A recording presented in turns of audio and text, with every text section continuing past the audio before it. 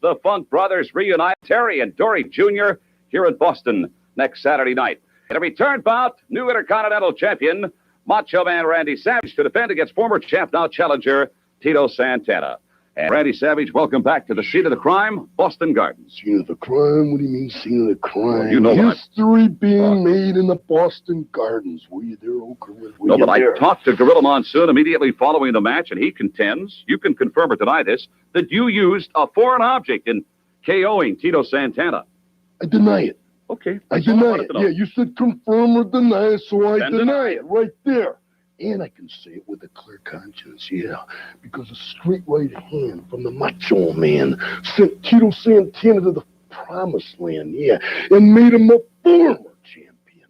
What a difference a day makes. It was a month ago in the Boston Garden, yeah. Still got to be celebrated. And the Intercontinental Heavyweight Championship belt has never had so much prestige as now. Isn't that right, Elizabeth? Oh, true, and what about Tito Santana's attitude? Do we care? No, we don't care. Do we care? No, we don't care. Because I am the champion right now. I'm the Intercontinental Heavyweight Champion. One question. Stare in the video scope right now and tell everybody that the Macho Man is the champion. Oh. All right, get out of here. You didn't even give her a chance to say that. Anything I want because I'm the champion. Goodbye. See you in Boston. I made it. Boston Garden, it's a week away, Saturday night, March 8th. That's going to be Tito Santana challenging Macho Man Randy Savage for the Intercontinental title.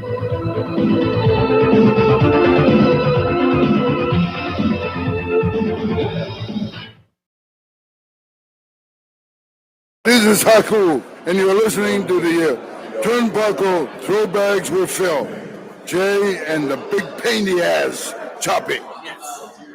All right? Make sure you listen. Thank you. Because Haku say so. What this network needs, this network gets. I promise you that. Ladies and gentlemen, this is the main event of the evening. Broadcasting live from Shaolin, Staten Island, New York City. Freak Show Central. Where's that? New York City. It's the Turnbuckle Throwbacks Wrestling Podcast with Phil, Jay, and that pain in the ass, Choppy. On Rant EM Radio, proud member of the Shining Wizards Network and Dark Satellite Media.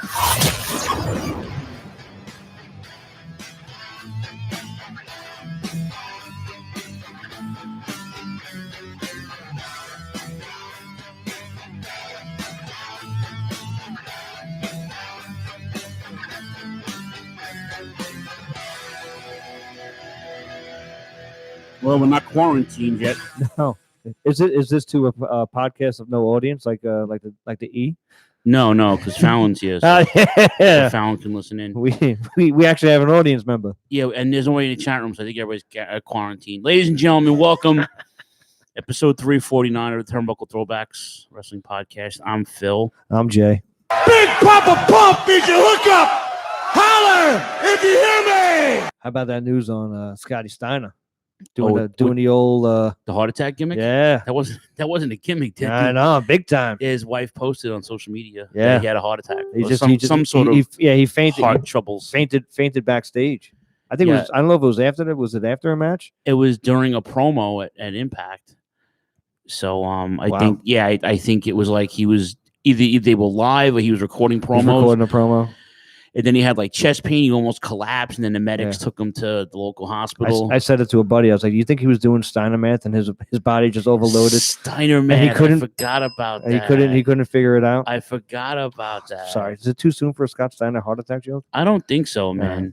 And he's one of your favorite wrestlers. I love him. So I think that you have carte blanche. Yeah, he's your favorite guy. I guess you can. Yeah. I think you can fucking do the right thing and poke fun at him. Yeah, I'm just poking fun. Listen, if he died, it'd be a different story. I'd wait 2 weeks at least to make the joke. 2 weeks? Yeah, that's 2 weeks. Look at you. Yeah, at least, you got to wait. We got to wait till the body's at least, cold in the ground before you can make fun of him.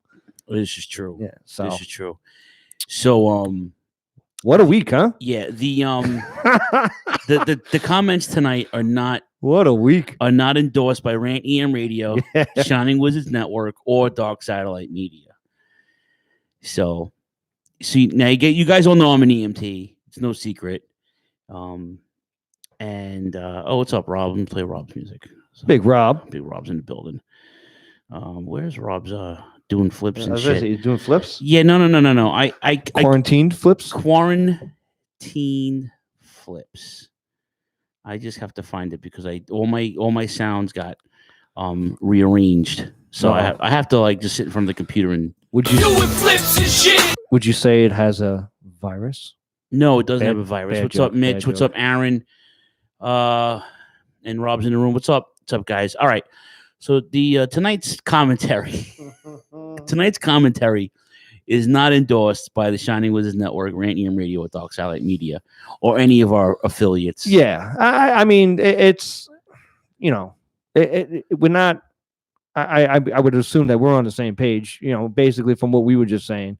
It's not like it's we're not making fun of anybody that's inflicted and all this stuff. It's just looking at it from a different perspective. I would think from up above looking down. So everybody knows I'm an EMT, and I've been off the truck for a couple of years now. I do communications, but part of my communications specialist gimmick is I have to monitor every single fucking thing that comes through the life, whether it's CNN, MSNBC, Fox News, the Weather Channel, the police radios, scanners, fire department, police department. So I have to monitor your radio sometimes when there's a disaster in the city, which is a shit show in itself, and I have to monitor every single aspect of my beloved city. Yeah, and part of that also is if something happens in our country that affects my city, I still have to be involved. So of course this whole virus thing starts, and I go into work on Monday, and now we're getting fucking emails. My director of our department is like, say, listen, we're going to have to take some of these patients home that are infected. So now here's how this works in my hospital, right? We have the 911 emergency trucks for New York Presbyterian. When you call an ambulance and they're in the area, they respond. If they don't respond, the fire department responds. We're in the fire department's network. Yeah. I'm second in line. I have my own fleet of trucks that are private for the hospital. There's a number you can call. The hospital has an emergency line. Yeah. I answer that. I take an emergency like the fire department does. I dispatch an ambulance. If I don't have an ambulance, I give it to the fire department. I also have critical care trucks, which carry very, very, very sick patients, including infants, neonates. Yeah. We have 4 stroke trucks that can actually not only recognize a stroke in the ambulance with a machine, but treat it. Yeah. At the same time. And transport, obviously. Correct. Yeah. It's a brand new concept that's here. It's been everywhere else, but now we have it. We have Bronx, Brooklyn, Manhattan, and Queens have all these trucks. All right. So now I'm involved in all of that on top of my regular job, on top of the other shit that I have to monitor. Yeah. So now they have this brilliant idea. They have to move patients. Okay. How are we doing that without infecting my fucking fleet that I'm already? Because what happens is when the 911 trucks go out of service with sick personnel or people on vacation, I have to fill them. Yeah. So I have to pull from my fleet to give to their fleet. Yeah. So we have these trucks in service so we don't get fined from the fire department. So that sounds simple, right? Nay. Yeah. I don't have to. My ends never justify the means. Yeah. Not complaining, but this is how my life is, and this is how the job is, and my job is basically chessing this all together, and I have to piece this every single tour I'm upstairs. Yeah. That I have to. And there's no design plays. You gotta play. You're calling audibles on the fly. I am a pseudo supervisor. Yeah, I know. They give me a gold shield. They don't pay you for it, but we have gold shields. But we act like we're pseudo supervisors. Yeah. We work hand in hand with every. What's up, Jamie? What's up? Who else is in the room? Oh, Elizabeth Gorman. Hello, Jamie. We have 2 Jamies. You have Axel Foley and Jamie S. All right, cool. So now here's how to. So now I have to like piece all this together, which is fine. I love that part of the job. Yeah, because I walk in. It changes every day. I'm in charge. Yeah. So I throw the audibles. I'm the quarterback. I'm the fucking catcher. I'm the captain. Yeah. I'm your captain. Your bell captain. You know. I'm Grand Funk Railroad. Right. I was just thinking that. Correct. Hold on. Let's say hello to Double A in the room. Is he? Yeah. Let me show you how you suck. Okay. So now it's now how we doing this? No problem. I'm not Phil. I'm not sneezing. Fucking Phil checking in from Scotland. Sneeze on. I'm not sneezing on anybody. You fucking animal.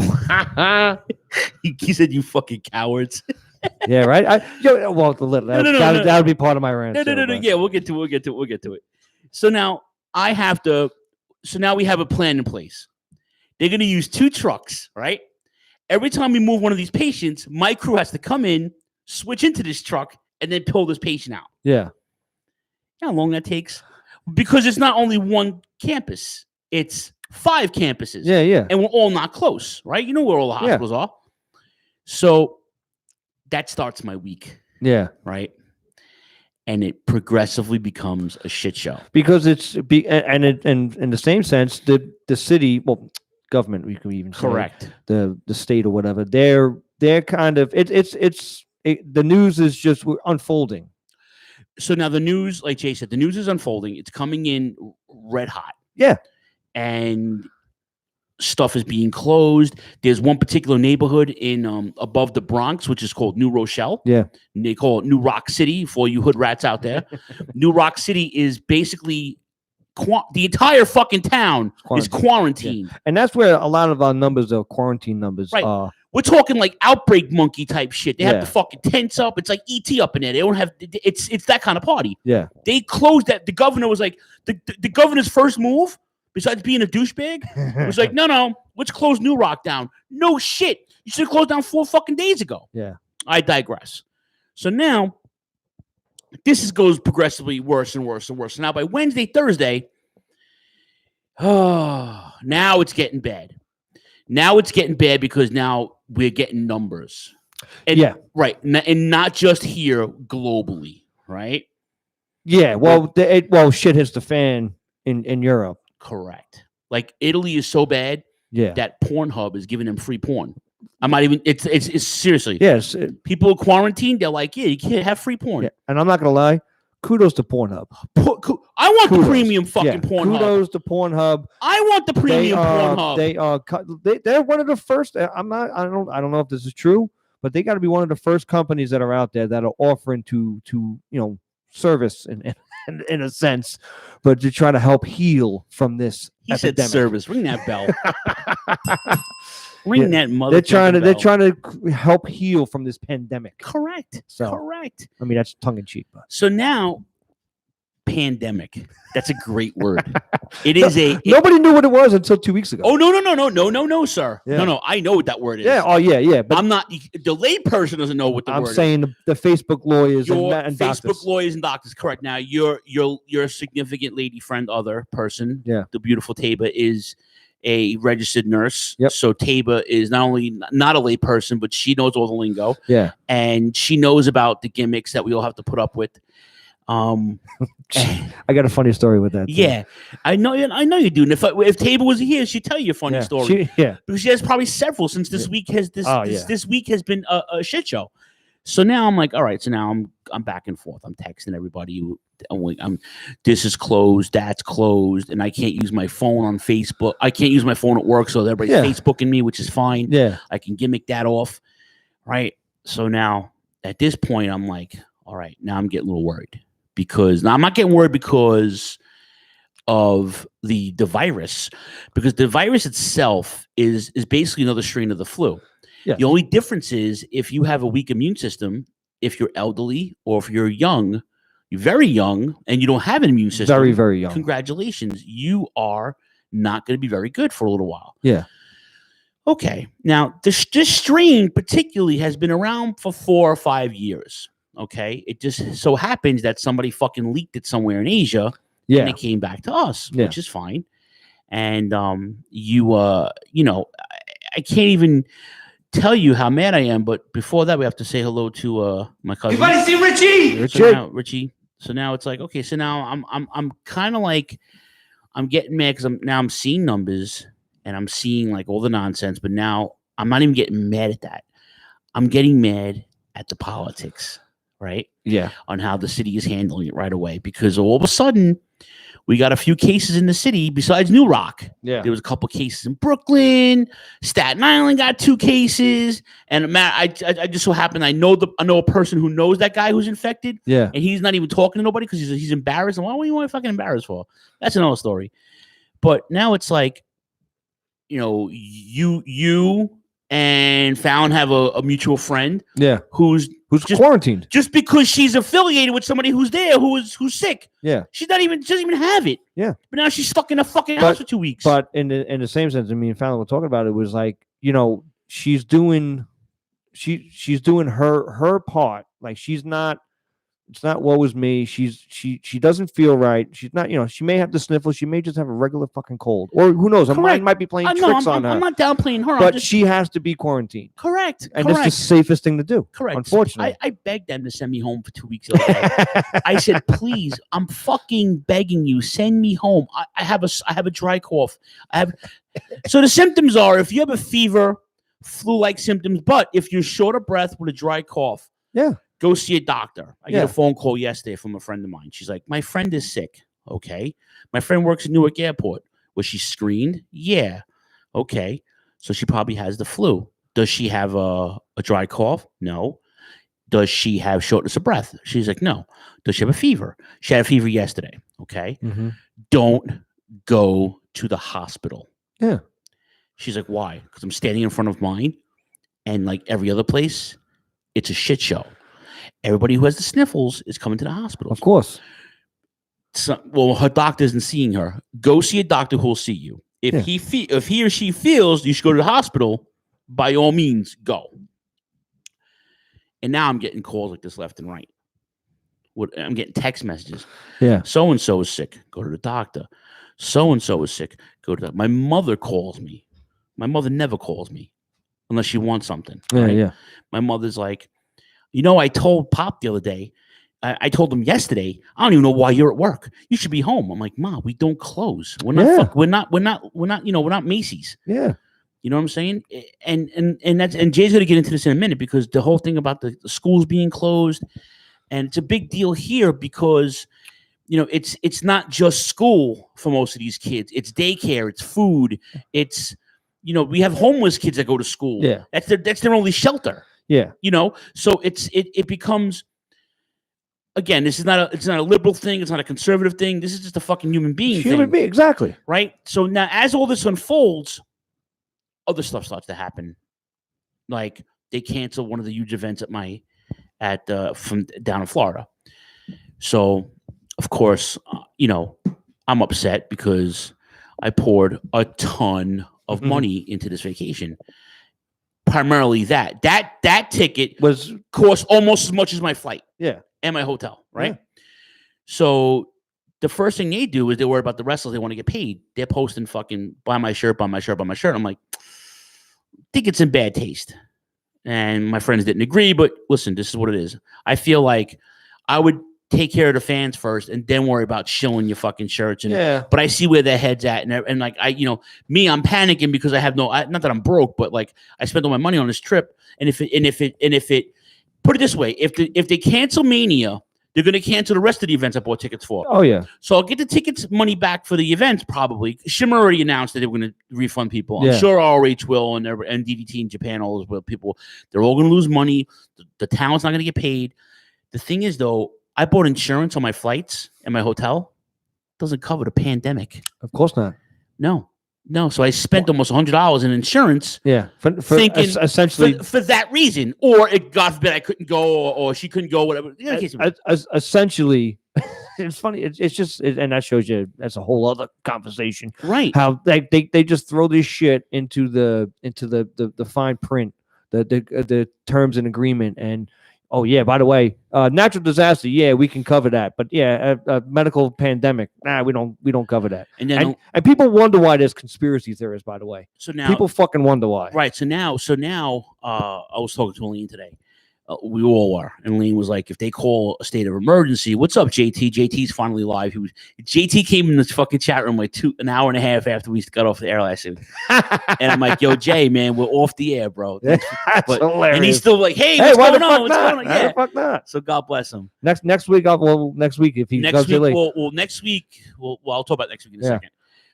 So where was I now? Oh, with the gimmicks. Yeah. So now I'm like, okay, I lose that, And Lane was like, well, if they call a state of emergency, now that falls on a whole other ball of wax. We may be able to, if it's a federal thing or whatever. Because essentially it's not your fault. It's not my fault. Correct. Well, not that the pandemic's your fault either, but the pandemic is not. It's not a. Yeah. Right. So I just have to sit tight and not be pissed. That's unfortunately, and you, much like everybody else, I'm assuming, I'm just gonna put that hat on, is that that's you how do you say, like, you're almost like stuck with a helpless feeling. If that makes sense. Like, there's nothing you can do. Like, I understand. So, like we were saying about closing the schools and what have you. Like, I understand the initial thought of going, well, if the kids go to school, they spread the virus, blah blah blah, this and that, carriers, whatever. Once again, not nowhere near a medical, and you don't expert. You don't have, because common sense. But like I said, basically they're giving us the news, so all you gotta do is read it. By the way, I can't play that news clip for you anymore. Oh yeah, that was the copyright. Who'd have thought they fucking copyright that they too? By the way, that's hilarious. They did. Hey, Melanie, yeah. How are you, boo boo? And but like I said, if you look at, it's just sheer data. Like, they told you the average age of people that were getting infected. Like, I'm sorry, but kids were not part of it. So I listen. Nonetheless, I'm not a parent, so I can't wear that hat. But what I can say is that, as somebody that's kind of close to it, where you can you got to put yourself into it. It is about me.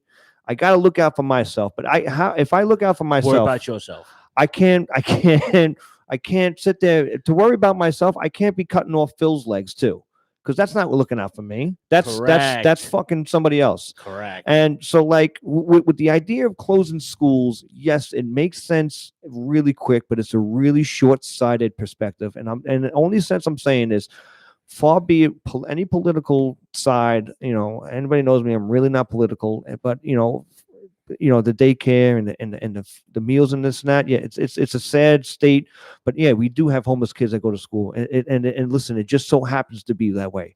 I'm sure if you ask the kids, they don't want to be fucking doing that either, but it is what it is. You can't change that. But another thing you can't change is, if you close these schools, the first responders cannot go to work. They cannot. So whatever you want to say, any parent can sit there and say, well, these people, schools are just a daycare. Well, last I checked, you're home all day. You don't have your kids staying home. What'd you do with your kid? Worry about yourself. Yeah, worry. If you're clamoring for the schools to be closed, and you really feel that strongly, keep your kids home from school. It's a simple answer. It really is. And if you're a teacher and you feel very strongly about not going to school because you feel like you're going to get sick, don't go to school.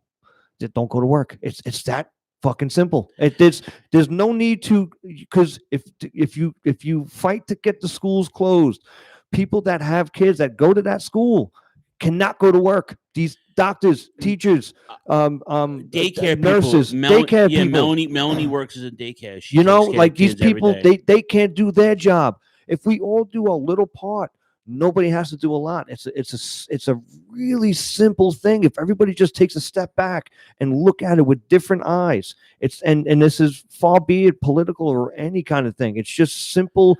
We have to stick together to get through this. That's the only fucking way to get through it. And it's a good segue, because with the Center for Disease Control, right, which is the only thing you should be reading, not Yahoo News, not Google this, your mother this, your father that.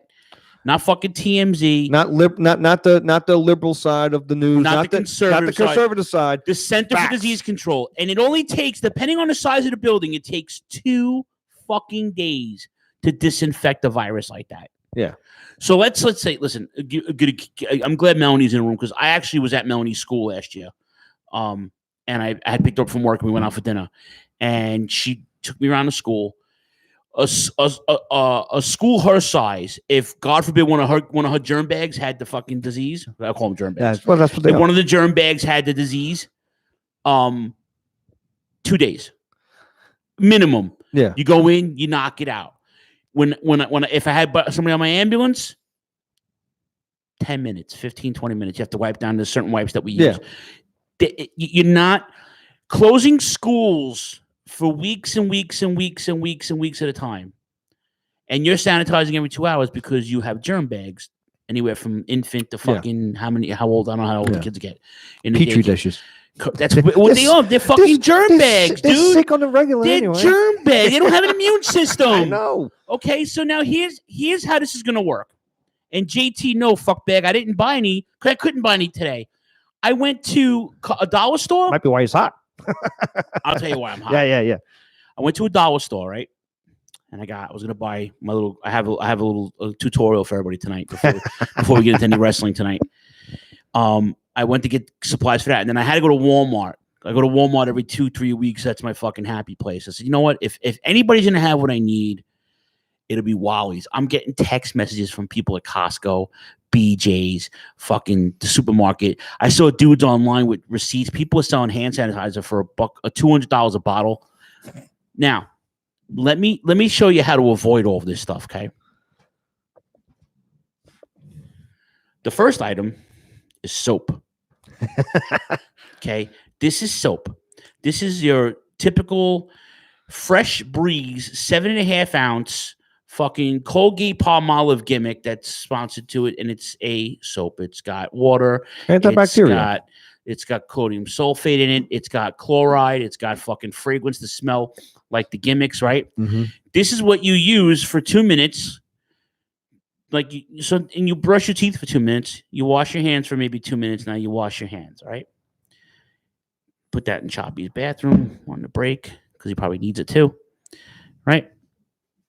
And then if you do have it, I took this from home. This is hand sanitizer. Melanie knows what this is because Melanie uses this every fucking day, right, Melanie? Melanie uses that every fucking day because she has germ bags in her school, right? That's what you do. You fucking use that. Regular soap works too. Yeah. If you're a man and you fucking are retarded, but you still don't do these things, use a condom with that. Because with a condom, you won't pollute the rest of the world with your dumbness. Okay? All you got to do is sanitize and stay off the fucking news. Yeah. Stay off the TV. Okay? You close down my baseball. You close down football. You close down fucking Major League Soccer, tennis, fucking XFL. You're going to take wrestling from me. You're going to take my vacation from me. All because of a fucking panic. And listen, I don't want to hear about, the virus is serious. People, it's not the media.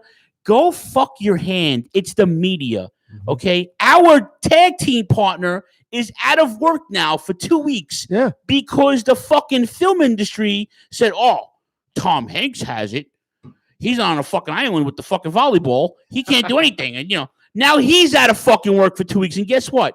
If he doesn't work, he doesn't get paid. The last thing we need right now is to kind of shut down places where less people can make money. Like you said, people getting forced out of it. Like you said, Choppy, think about, everybody's thinking about football, XFL, basketball. I am, because I'm selfish. I have nothing to watch, Jay. 100%. Listen, That's my deal. If I don't watch old sitcoms or pro wrestling, I watch sports. Yeah.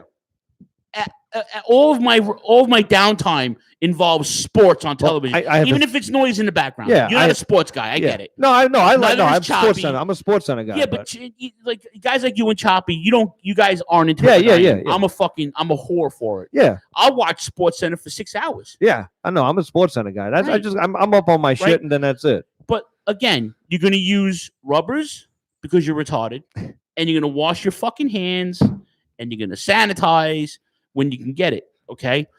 Now I go to the store today. All I needed was paper. I needed 5 or 6 items. So I say to my friend who's 10, I said, man, look at this. This is awful.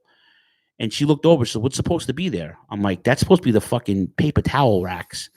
And I'm talking like 8-foot wide racks are empty. Yeah. I went to the personal care section. Jay, you couldn't get any kind of soap, bro. You couldn't get hand soap. You couldn't get regular bars of soap. You couldn't get bottled soap. You couldn't get travel size soap. Alcohol, peroxide, anything with an alcohol based solvent in it, you cannot get. Here's the deal.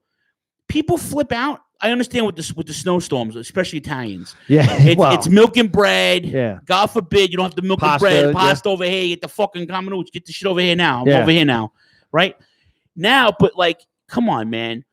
If you're gonna do this, you're gonna, like you said, it's going. You're going overboard. And listen, but you're denying other ration the shit out. Exactly. You know, during Sandy, this happened, right? During Sandy, I was at work for 4 days. Okay, I come home from work, and my ex-wife and my son, we were driving around getting fuel. Now, if you're a first responder, the gas station had a different line. Had a different line. Yeah. Okay, so now I'm in a different line. I had a Honda Civic, not very big of a car. So if you could put like $20 or like $25 be a full tank, right? Yeah. And I was like, all we need right now is like a half a tank to get us by, and we'll come back to the line in a couple of days, right? Yeah. So now I'm in line, and this fucking expedition is in front of me, and a cop comes out. I can tell it was a cop. He's a fucking crew cut. Yeah. He's wearing the bulletproof vest under his regular clothes. He's a fucking tough guy. He's got the fucking badge and all the gimmicks, and he's filling his truck. Yeah. Not getting the half a tank.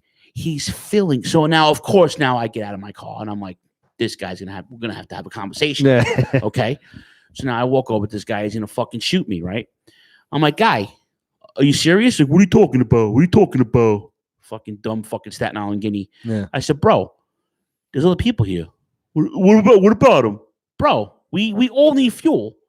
He's got a 26-gallon tank. This fucking thing is like, it's a half a barrel over here, right? I'm like, are you kidding me? And that's when I knew people were fucking jerk offs. That's that was the final jerk off nail in the coffin for me, right? Was Sandy, right? So now fast forward fucking almost 10 years later, this shit.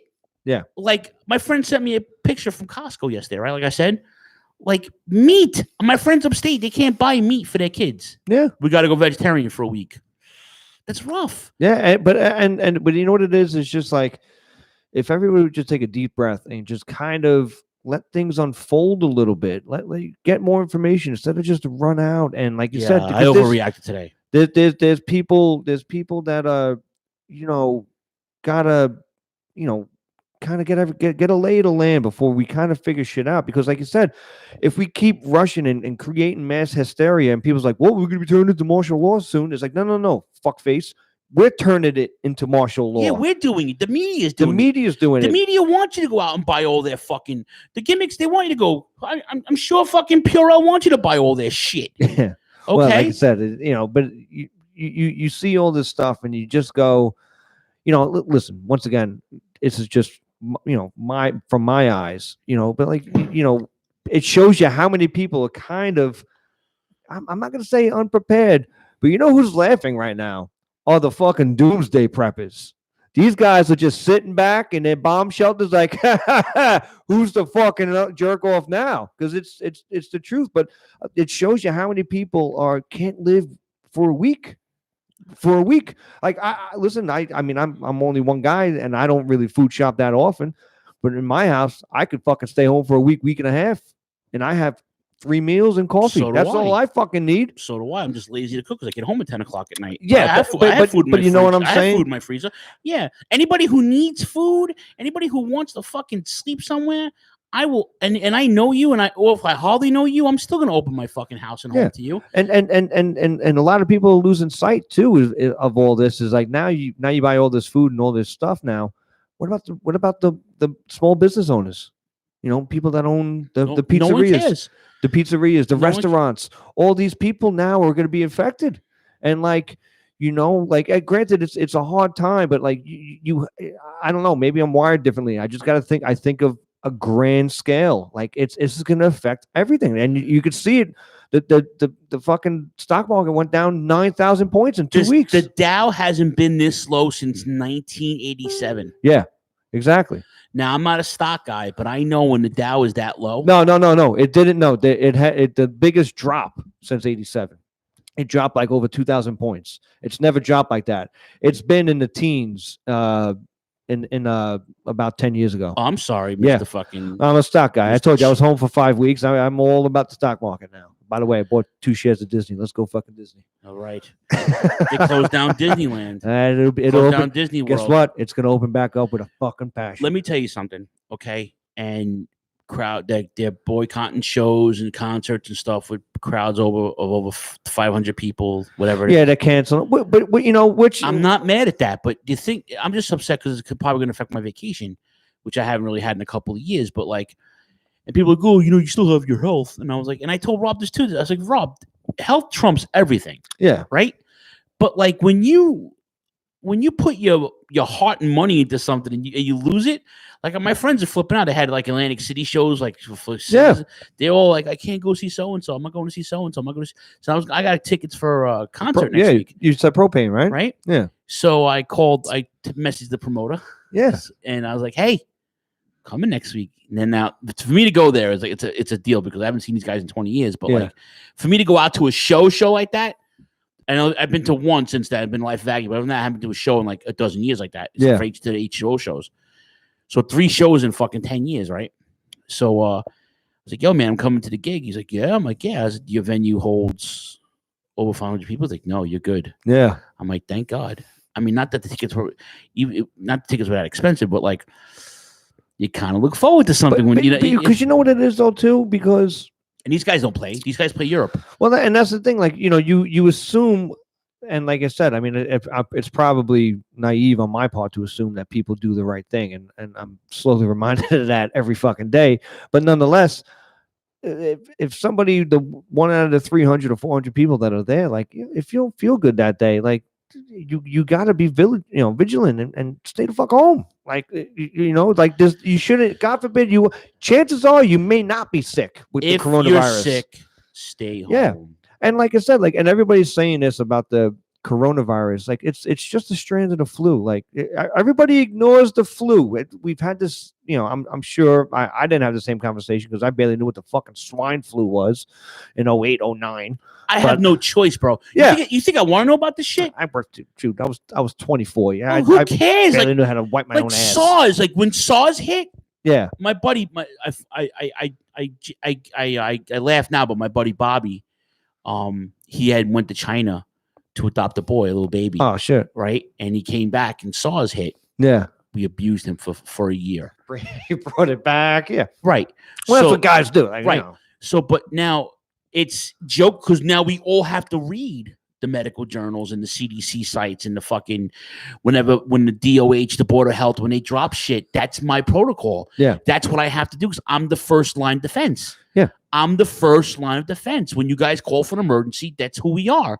So now I have to be hip to all this shit. Do I want to be? No. Do I take the train every day? Crowded trains? Yeah. I take buses. I take trains. I work in a fucking petri dish of a hospital. Well, because you could do 2 things in this world, and you've always heard it is you could fight or flight. You could sit home and quarantine yourself, and granted, there's nothing wrong with that. I was so selfish this morning, and I don't care. Yeah, I was selfish because I'm like I'm going to lose everything. But it's because it's extracurricular. It's just hitting you. It's just hitting you right away, and of course that's a knee-jerk reaction. I don't worry about shit like that when I'm at work. Yeah, it's a knee-jerk reaction. Yeah, I don't worry about the shit at work because at work I'm like, my brain is like it's sliced up in different places. Yeah, I'm show prepping with you on a text message speakingly. I'm talking to Fallon. I'm talking to Melanie. I'm talking to Deb. I'm talking to fucking my mother. I'm talking to my sister. I'm talking to everybody. I'm talking to Choppy and Brielle, and I'm just talking to everybody. I'm trying to I'm trying to fucking work. Yeah. Right. And you lose yourself sometimes with the work because the work is so involved that every single update, every email, every fucking protocol update, every PDF file, every fucking message. They made us watch a fucking video of the president of the hospital every day at 10 o'clock in the morning to give us updates about this fucking thing. Yeah. I love Dr. Faris and everything, but I'm seeing too much of her. Yeah. You know what I'm saying? I'm just like, guys, you got to put your computers on. You got to watch Dr. Faris. I'm like, oh, Jesus Christ on a cracker. You know, like, and that's the other thing too. Like, you know, then it unfortunately somehow or another it always ends up political, especially on Facebook. Like, God damn, like I didn't realize I was friends with so many doctors. You know, and everybody's a doctor. Experts. Everybody's a doctor. Everybody's a lawyer. Everybody's a political analyst. You know, and everybody knows politics. Everybody's entitled to their opinion. And dry cough. Dry cough. Oh, that sounded. Oh boy. put that hand sanitizer in your mouth. Ring the bell. And you know, but like I said, like everybody's entitled to their opinion. But if it's like a crowded movie theater, you can hear one conversation. If two people have a conversation, you can make out the words. All of a sudden, if 4 people have a conversation, you can kind of make out the words. 8 people, 16 people. By the time you can't hear. All you're hearing is chatter. That's it. And that's all Facebook is. Opinions are like assholes. Everybody has them. Some of them stink. Yeah, and like you said, but it's. I mean, granted, it gives people a voice to for their platform, and that's all fine and dandy. But at the end of the day, that ain't getting you nothing but the same fucking chance as me to get the coronavirus. You know what pissed me off on the way here? And I don't want to say her name because I love she's family to me, and I was best friends with her brother. But my friend posted a picture of herself today with an entire shopping cart full of toilet paper, and posted, "Yeah, I'm that person." And I'm like, why? Yeah. I know your lifestyle. I know how many kids you have. I know how you and your husband, I know your family dynamic. I know your family personally like that. Nonetheless. But nonetheless, I'm that person. And you know what? You are that person. You're a fucking you're a selfish fucking piece of shit because you decided to be that person. And when listen, everybody's like, "Oh, Phil needs toilet paper." No, Phil really doesn't. I have 12 rolls at home. Yeah. I wanted paper towels. Yeah. Here's what single Phil does. Single Phil has a fucking shopping list on his kitchen counter because he's fucking half dead half the time. And I can't remember short-term things. I can remember fucking pay-per-views from 30 years ago, but I can't remember what I had for dinner 2 days ago. Yeah. And I cry about it, like, openly. I'm telling my shrink about this in the morning. Yeah. But I have a fucking thing where I have a little board on my counter. And it's with like, I remember the Etch a Sketch thingies? Yeah. Write it down. Okay. And I have a list. And every day I write down a list. And every couple weeks I take a snapshot of my phone. I'm like, all right, I know what I need. Go. Yep. I go. I'm the type of guy that sometimes I'll buy stuff I don't need because my eyes are bigger than my stomach, especially when it comes to food. Absolutely, yeah. But I'm the type of guy that, like, if I'm down to like with deodorant or toiletries, if I'm down to like one thing left, I'm the kind of guy that if I don't buy that now, I'm gonna be without deodorant for a fucking week. Yeah, because I'm that retarded. I do that with beer. I'll be in like Target or something, and I walk by the beer and I go, I don't know if I have 12. Yeah. Or 3. Either way, we're gonna have to back up. Like, so now this week, I looked over. I was like, "Yo, oh shit, I need toilet paper. Not toilet paper. I need paper towels. Yeah. Oh, I need a toothbrush. Oh, and then yesterday morning, I'm like, yo, I use a special kind of toothpaste. I need toothpaste. Yeah. I'm so fucking messed up that I set my alarm for doctor's appointments. I thought it was today. It was tomorrow. Yeah. Because I'm not. My head is so. I'm a planner. I can make plans, but I'm half. Not that I'm half retarded. Maybe I am half retarded, but I do have some kind of attention deficit disorder that was never diagnosed, which is fine. But now I'm made it this far. Right, I'm pushing 50, and I'm not dead yet, so things are working all right for me. But and it's funny. I forgot. I said it to somebody at work where it's just like, let's just put the fucking thought of maybe there is a toilet paper crisis, right? Let's just say that all of a sudden Cottonelle is like, fuckers, we're going to the bank, we're gone. Whatever. Guess whose house I'm knocking on? I'm going through my Facebook fucking thing and going, oh, whatever her name is, she has seven packages of the 30 packs. Guess whose door I'm knocking on? Oh, you don't want to give me one? I'm barging in. Now what? Now we're creating. That's what I'm saying. We're creating the martial law. Like it was a funny thing somebody said, and it was about politics or whatever, and it was Bloomberg. He put in $500 million or something for First campaign. Yeah. So That guy's a fucking retard. Somebody That's did another podcast. somebody didn't do the math. Exactly. This is probably for another podcast, but this shows you why I'm wired differently. So they're like, well, if he would have gave, there's only 337 million people in the States, he could have given $1 million to everybody. I was like, yeah, you're right. Guess what that means? What? $1 million means jack shit then. Now fucking money means nothing because now we all have $1 million. Now what does $1 million mean? It means nothing. Can it help you? Of course it can help you. But now you're going to get somebody on the side that sees one person, some old lady walking the street going, I could take her. I'm going to knock her out. Now I got $2 million. Now you're creating chaos. Listen, these people don't know how to do the fucking math. It's, after I had my little fit today, I'm in the shower and I had a moment where I was like, I was crying and wiping my face. I'm in the shower. I'm like, listen, I like who I am, who I become in terms of a grown up.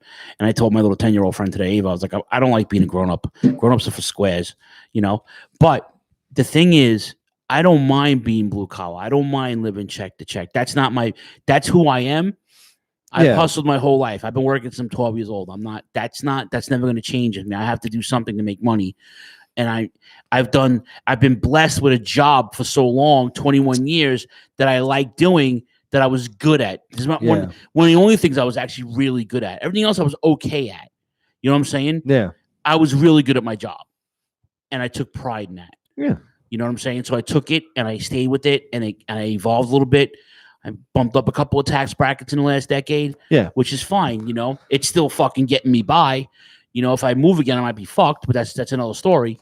But I could tell you this though, like when you pour your money into something and you can't and it falls apart like extracurricular, you're like, oh man, like I was having like daydreams about Florida and fucking meet and greets and hanging out and like wrestling matches in the morning, wrestling matches at midnight, meeting legends. Like, you know what I'm saying? Like, I bought a pair of sunglasses.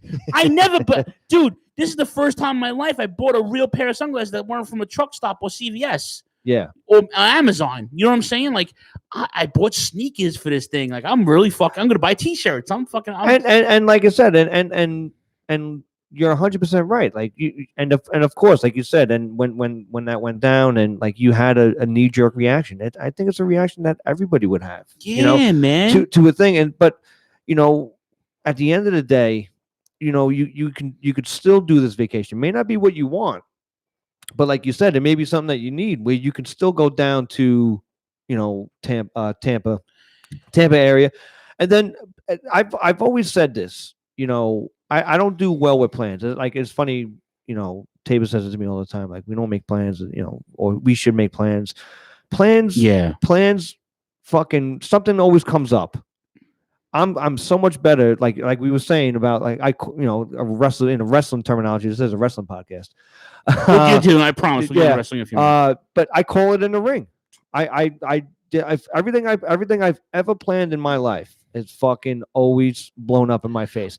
And psychosomatically, it's probably I'm doing something to sabotage myself. I'm learning that shit. I know a little bit about psychology. I probably sabotage myself in some ways. But I do my best work on the fly, and I don't know if that's the musician side of me or whatever the case is, but it's jazz. Life is fucking jazz at the end of the day. So it does suck that this is happening. I would like to think that not all events. Listen, I could be wrong. What the fuck do I know? But not all events will be canceled. But at the end of the day, what wouldn't be canceled would be the fun that you could have going. My opinion. I said at the table, I was like, we should fly somewhere. Like, not now, not tomorrow. But let's book something. These fucking flights are cheap. Right. It's like these motherfuckers don't want to fly. Like, everybody at work is doing it. Yeah, and it's funny because and it's a stock thing too. Which like I said, like I've been watching the stock market the last fucking 2 weeks. It's been going down. That means things are cheaper. That's all it is. It's gonna recover. We are gonna recover. We have no choice. You're supposed to, chip in. Like, don't you can be a hermit and hide in your house, and that's fine. You're going to be fine from this coronavirus, but then you're not helping. we're not helping each other. If you buy all the toilet paper, that's not helping the situation. That's only helping your situation. And guess what happens? If shit does hit this fan, which let's face it, it's probably not going to. This happens every few years. Stock crashes. 1929. You think people in 1929 were fucking taking selfies with the fucking powder camera, going, "Oh shit, look, I got all the toilet paper. What's up?" No, they're like, "Yo, we got to fix this shit." I'm that person. Yeah, you're a fucking dish rag. Seriously, you're What? a dish rag. No, I'm What? saying sure I'm that person. I'm like, yeah, you're that person. Yeah. Yeah. You're a dish rag. No, I thought you were calling. I was like, "Oh, you're the selfie guy." No. But it's the society. It's the self entitlement. It's like people are just like, I need to have this. Like, and I'm sadly, I know some and related to some of these people, and I'm like, I'm almost. I told this. I said on Facebook, I'm ashamed to be a part of this fucking country right now because it's not just here, it's everywhere, and people need this shit. It's like, I don't know. I never really thought about other people until I started doing my job. Yeah. Even though I grew up in my mom was always just very nurturing. Not nurturing, but my mom was like the mayor of the neighborhood. She took care of all the kids who needed a fucking place to stay or food, and she wasn't really a good nurturing person herself, but the only way she knew how was to help everybody else out, So it's like if she had it, everybody else had it, which was fine. And I learned that from my mother, which is fine. Yeah. But I really never had compassion for people, or I was never humbled before until I took a beating in a schoolyard one day, and then I started working for EMS. Yeah. Because there's always somebody who always has it worse than you do. Well, and that's the other thing too. Like, and that's why I was saying about the comment about closing schools or whatever. Like, that's it's just so short-sighted. Like, and yes, that works for me. Now, yes, if we close the schools, that is so good for me. But unfortunately, my kids aren't the only kids that go to that school. And as a parent, like, shouldn't you be teaching your kids to not think of yourself? Like, in certain situations, I'm not saying and this is not every situation, but certain situations. No, this would be one of those certain situations. This whole situation puts everything in perspective. Right? It puts a lot of things into perspective because you put yourself in a situation where it's like, okay, whether you're a healthcare provider, whether you're a civil servant, whether you're a cook, a fry cook at McDonald's, it doesn't. Whether you're a plumber, it doesn't matter. If you don't have that compassion, that human element, that like being mindful. Yeah.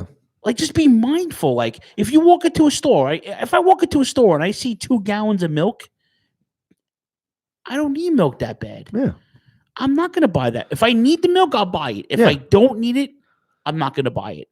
Like, or Pampers when I had the kid. Like, if I know I need diapers, I'm not going to buy 700 boxes of diapers. I'm going to buy 1 or 2 boxes because it's like to hold me over. It's like if you're at a ball game and fucking Aaron Judge. I don't know many Mets guys. No, it's fine. But Aaron Judge catches a foul ball and sees a kid on the foul line, and he goes to throw it to him, and some drunk jerk off is next to him. He snatches the ball from the kid. Yeah, you could do that. Doesn't make it right. Jay, I've been going to baseball games since 1982. Do you know how many fly balls I could have ran for, but let the fucking kid get it? Of course. Like, you don't think I want a baseball? Yeah. I have a few of them, but then I didn't catch them. They're signed, they're dirty. Yeah. But like, it's just that thing, man, that human element. Well, it's funny. I'm gonna put myself over on this but like Tabor was, she brought it up. She's in the chat room. Oh, so she was there. Like, we went to Dave and Buster's, and it was a Sunday. I used to give her during the football season. I was giving her shit like, I just want to watch football one Sunday. That's all I want to fucking do. Okay. So she came to Dave and Buster's with me one day. I was like, I never went to Dave and Buster's. Meanwhile, now I'm playing the video games and shit.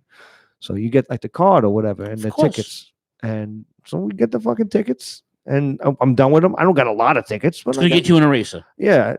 I could have bought like 7 parachute guys. Like this, this is where all right. 7 and then you got a lot of tickets. Yeah. But we were leaving, and just find a random kid, and you hand it to him. Hand it to him. Chuck E. Cheese, same thing.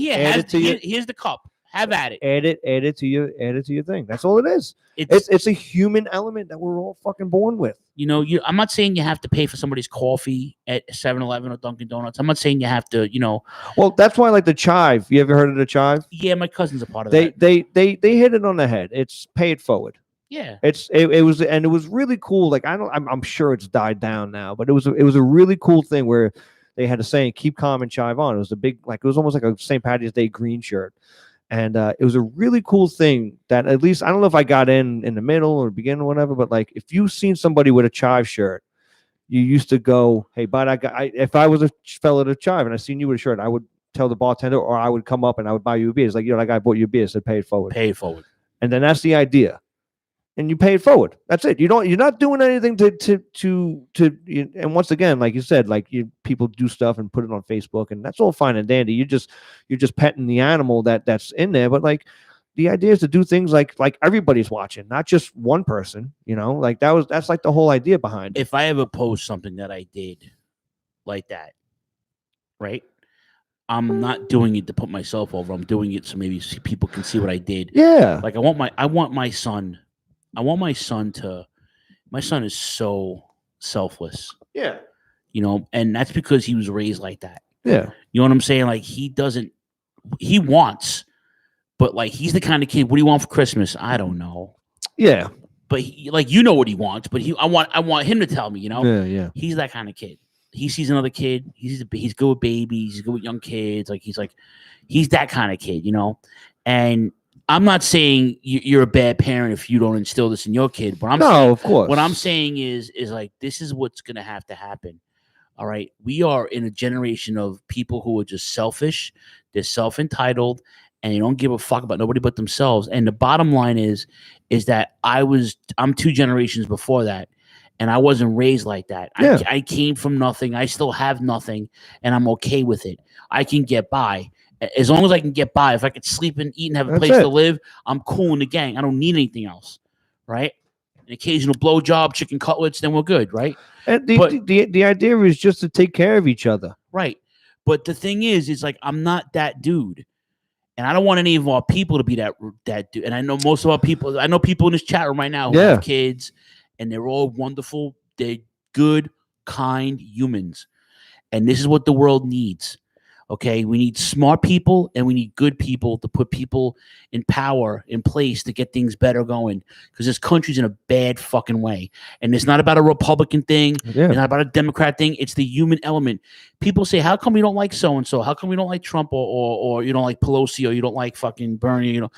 I look for a couple of things. And one of the things I look for in people are the human element. Yeah. I want a guy or a girl on that level that knows how to talk to people in a way that that's why Trump is in office, because he went to these places that people wouldn't go, and he said to them, here's who I am, this is what I'm doing, and that's another story. But yeah, he basically won people over that he shouldn't have won over, but he did, but people wanted to change, and that was it.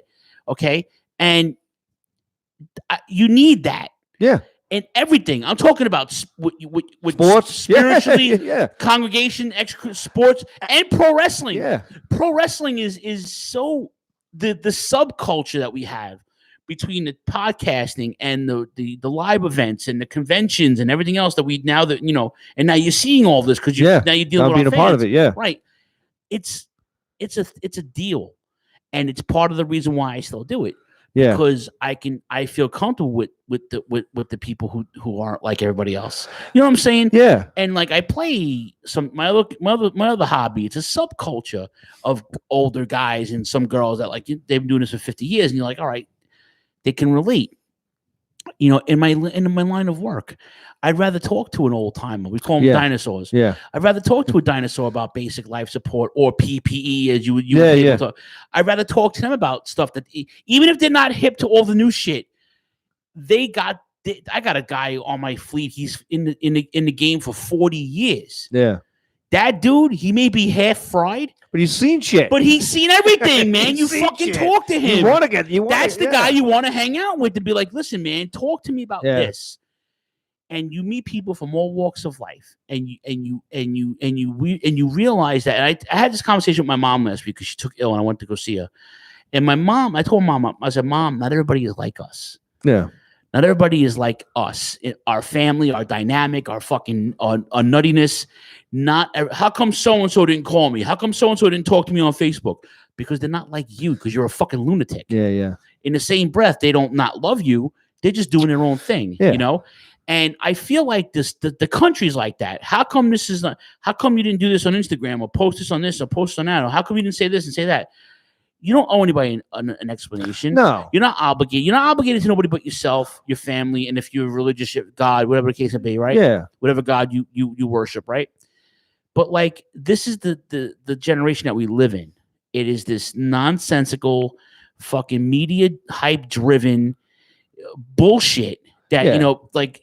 All of a sudden, I read this on Facebook. It's got to be true. No, it doesn't. No, it's not. No, that's why. That's why. Opposite. That's why I'm the last guy to post shit on the wrestling pages. Like I don't want to be dirt sheet. Dennis. You know what I'm saying? I don't want to be that guy. Yeah. If my shit, I got my sources. I know who to read. Yep. I got guys and girls who are in the business that text me and talk to me. Same way the Wizards do. Yep. Same way Don, Tony, and Kevin do, and Drapes and Joey and Mish do. Like all these guys, like I'm proud of that. I'm in that, and Solomon.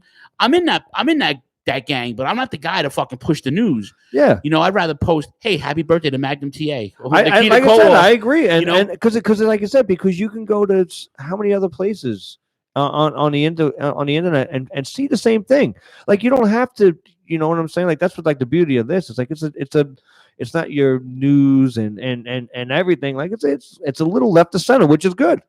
Which is ultimately good. I'm not mad at that, bro. No, me either. But it's like this. The bottom line is if you can learn anything or listen to any of my advice that I give to people that's not wrestling related. And I used to say this all the time for you in the show: be kind to yourself, each other. I used to say it all the time to every show, and I stopped doing it because I gave up. But if you can, be a good human. Take baby steps if you have to. Think logically before you act, before you speak on social media, before you say something. Because it's like people just want to hear them. People put themselves over because they want to be over. They want to hear themselves talk. Yeah. I know people who are amazing people, but they talk out of their assholes.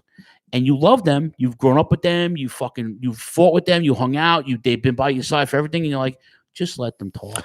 Well, that's essentially what I did. Like I said, I did the same thing. Like I seen it, and I never feel compelled to ever talk or comment on anything. And then like I thought of it at the last second because I was like, it'll work for now, but then what down the road? Now it's awkward between us if we see each other. You know what I'm saying? Like now it's awkward. Like there's no need. I have no problem swallowing my pride. I said it today on Facebook on one of my rants. I'm like, I don't. This isn't up for debate. This ain't up for rebuttal. This is what it is.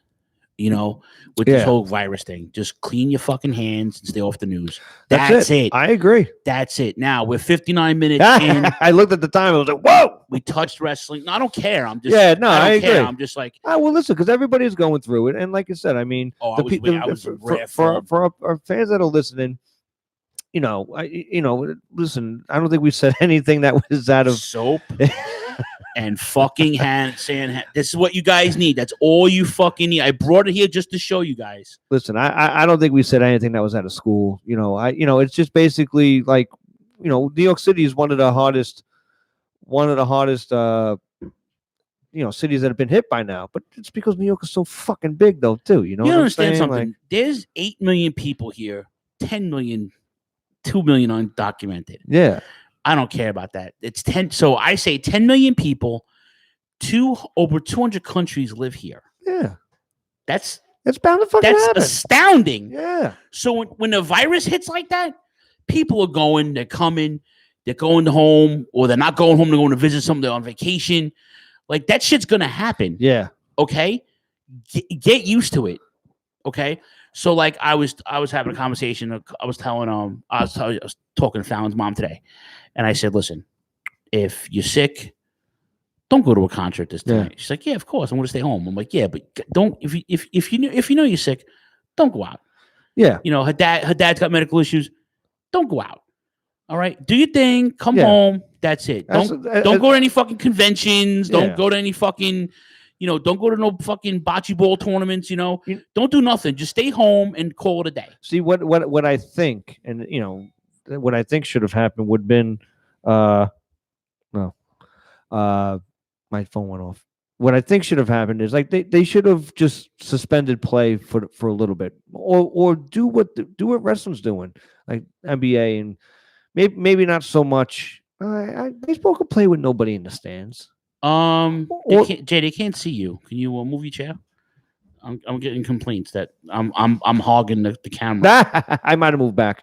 But like like I said, we're subjecting ourselves and we're kind of calling it as a defeat, whereas basketball could play in front of nobody. Yeah. Dude, we're fucking empty. I'm just being selfish because I was looking forward to baseball. No, of course. And then because here's the thing with baseball, baseball starts. As soon as baseball starts, it's hockey playoffs and basketball playoffs. Yeah. That's like my fucking jam. And the same thing with football. When football starts, that means hockey starts up and baseball playoffs start. So you got the whole year, you're all set up. And it's so funny. Like I kind of laugh because it's just funny how life is. Like, XFL, we're gonna be different this year. And then a fucking pandemic happens. Can you imagine? And it shuts down XFL. Can you imagine? It's so XFL. Yeah, man. It's like and I was enjoying it. I wasn't watching all the games, but I was going tomorrow. I liked it. We were going to the box office and buying a ticket like last minute because I said, let's go. So funny. We even had a hook for parking if we would have went. And but it was like, come on, man. It's like it's that kind of party. But listen, like I said, I tell you, we putting a button on it, or like we're just. Everybody just take care of yourselves, but take care of everybody else as well. All you got to read is the CDC. Yep. That's all. CDC and wash your hands and shut the fuck up. Wash your ass too. Wash your ass. Stay off the news. If you're washing your hands, you might as well wash your ass. But so I mean, obviously, so we could talking about WrestleMania, like Yeah, so they didn't cancel Mania yet. They only canceled the Bullet Club Beach Party, and I was kind of hard on those guys. And they even muted my tweet. Yeah, they read my tweet and then they responded, but they didn't show it. Yeah. But they have a big undertaking now because they had a big party and they have to. Yeah. Right. But they didn't cancel everything else yet. So I'm just anticipating that. Now the city of Tampa had a meeting yesterday. So far they didn't do that. Now NASCAR was going to do the races without the people. Now they canceled it totally. They canceled the next two races. Wow. The Masters is canceled or postponed. NHL, like I said, everything else is postponed. XFL's canceled. Yeah, baseball starting 2 weeks after the season starts. So if the season started March 28th, look at the middle of April. So like I said, I mean, I honestly on all, and it was all it took was who was the first to cancel? Was the NBA? I think was the first. NBA because they have two people that were sick. Yeah, so 2 players caught the virus. So like they were the first to kind of do it. So like if you're MLB, you're like, yo, I think we're gonna have to. No, do you this. have to. You have to. So now everybody's like, well, how come Vince didn't do it yet? Everybody else had to cancel. Now he marches to his own fucking drama. That and the fact that you have to understand something. Like the leagues, the sports leagues generate monies. They know where the money's being allocated. This is Vince's money. This is Vince's money, but this is their biggest deal. Yeah, like that's what I mean. This is an international thing. People base their vacations on this. But 90,000 seat stadiums. But this is where he gets most of his revenue. Yes. Why do you think they're having SmackDown in an empty fucking arena tonight? You want to know why? It's a $5 billion deal with Fox TV. That's why. Yeah. That's why. And Monday Night Raw is also in the Performance Center. PC now. Triple H just took a demotion. He's strictly with NXT now. And really? Yeah. Oh, I didn't even hear that. Yeah. So now I'm feeling like I don't know if this is like a Vince thing, if this is like an internal thing, but he's not talent relations no more. Right? But I thought he was like a global, wasn't he like a global marketing? He was the CEO. That's what I thought. Right. So it's like, okay, which I'm not too mad about because they're going in the direction anyway. WWE, whether he was booking stuff or not, he's still cherry picking guys from the indies. Oh yeah. And he made it. Listen, how fun is NXT? it's been great the last couple of years, right? And that's because of him. He went to Evolve and Dragon Gate and Ring of Honor in Japan, and he took all the fucking guys over. He did the same thing that Vince did in the 80s, and he's doing cherry picking all the Junkyard Dogs, the Hulk Hogan, the Jake the Snake Roberts. Talk about that tonight. Yeah, like you said, like he goes, oh, let's have the Cruiserweight Classic. Let's bring all these indie guys in. Oh yeah, Cedric, Kendrick. Yeah, after he says to Evolve, I'll put you on the network. Let me take fucking Austin Theory. Austin Theory. Let me take Keith Lee. Yep. Let me take Tommaso Ciampa and Johnny Gargano. You know what I'm saying? And now they're fucking stars. I mean, they were stars to us before that. Yeah. But now they're like global stars and the casual fan now knows who they are, which is fine. It's funny. I was reading the thing like, they have to cancel Mania. They have to cancel Mania because like they don't have to do anything. Exactly. Because here's the way I look at it, and this is funny because this goes back to like a rant or whatever. But like let's just say they don't cancel Mania, and then like I go down to Tampa and I contract coronavirus from Mania. I stay home for 2 weeks. Now they go. I infect all my friends. Because we're all staying home for 2 weeks. McMahon can't take a lawsuit from everybody. Why the fuck is there a lawsuit? Like why would I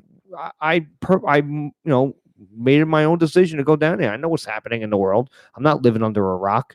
So like I don't think it's so much a financial burden for McMahon to worry about. I don't know if it's insurance or whatever the case is. Like he has to take on these lawsuits, but like I think it's a pretty big thing. This is what I think. Just my opinion. I think he's going to postpone it. I think he's going to push it.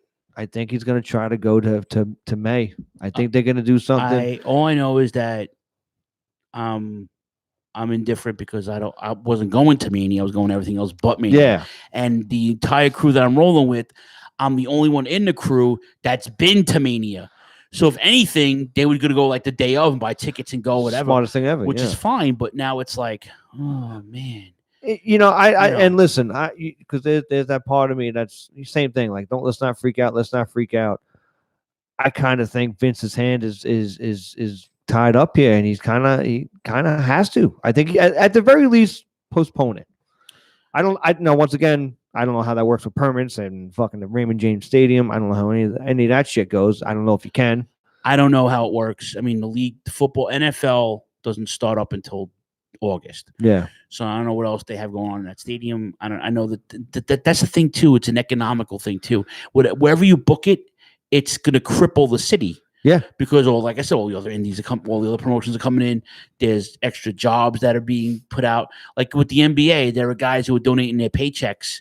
Like guys like Zion and Kevin Lowe, they're all donating money to these arenas because these arena workers are out of work. That's so now Vince McMahon's not going to fucking pay the Raymond James Stadium. No. He's not going to pay the city of Tampa for extra parking, extra airports, and I'm sure he's not. Right? Yeah. I mean, the city's putting extra transportation out, stuff like that. I mean, every city that they go to accommodates WrestleMania. It's a big deal. It's like the Super Bowl. It's a Super Bowl of sports entertainment. Yeah, essentially, yeah. So now it's an economical thing. They have to reestablish themselves, and if they feel like they can control something the next week or two, then if not, the league just did the sports leagues did it because they somebody got sick. Yeah, and I think it's right because, like you said, that's why NBA did it. Like I said, I was saying it before. Like, but there's no need to kind of let the other guys be sick, but.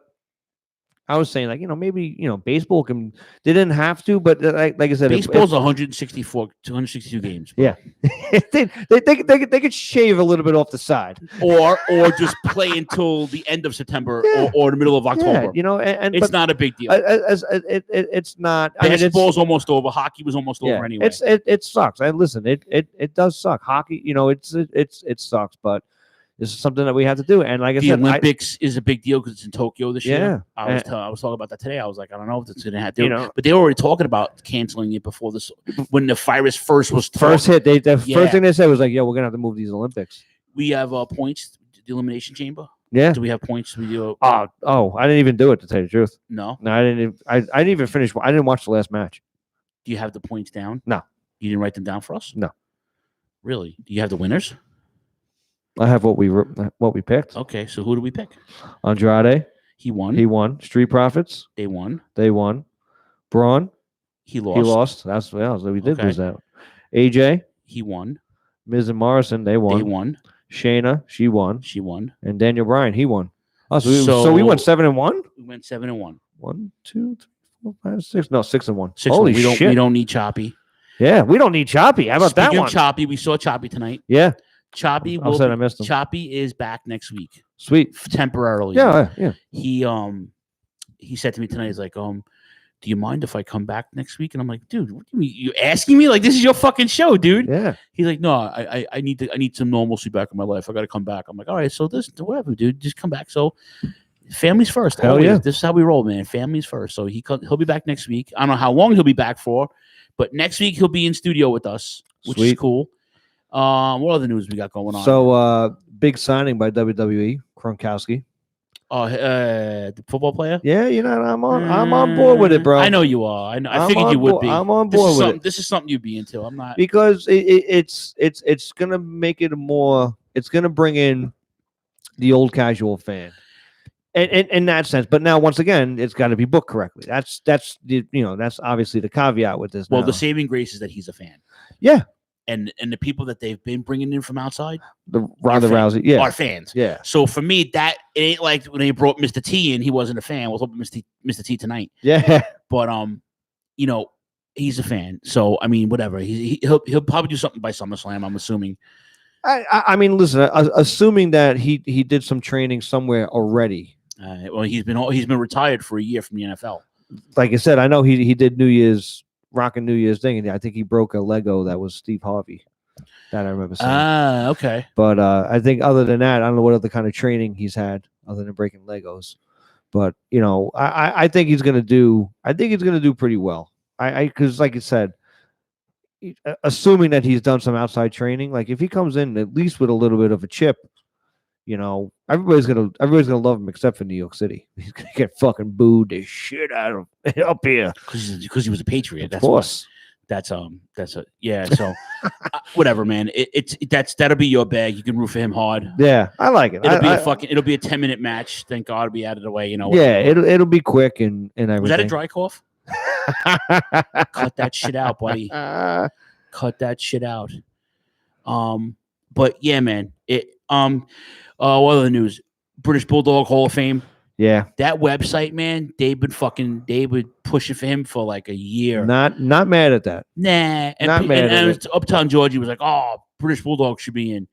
Yeah, but if Dynamite wasn't bitter and crippled, they might have been in. As a singles guy, he would have been almost as over as Davey Boy was as a singles wrestler. Davey Boy Smith was over as a singles wrestler. He was. And I was about to say, everywhere he went, WCW, WWF, Japan. Yeah, he was. I think he was just as over as he was as a singles guy. Everybody's going to be in. I promise you. It's just a matter of time. It's politics. Everybody, but Dynamite Kid. No, Benoit won't be. I'm sure Dynamite Kid will be in. I don't think so. Post-part. Yeah, it will. Nah. The British Bulldog will definitely be in. Trust me. I don't think so. I'm telling you, man. He wasn't not being before anybody else. Before you're another one. The fantastic ones. The fabulous one. Everybody's gonna get in. Ones. Everybody's gonna get in, bro. Everybody's gonna get in. It's politics. Steve fucking Kern is not in this goddamn. All right. Well, Steve Kern. Did you see the FCW? I haven't seen it yet. He's in that. Yeah, he's in it big time. Great. I didn't realize that. I seen the beginning. Fabulous ones were a good team. Him and Stan Lane, the AWA. Yeah. Him and then there was Mr. Electric, Mr. Electric, Steve Regal. Are you talking about?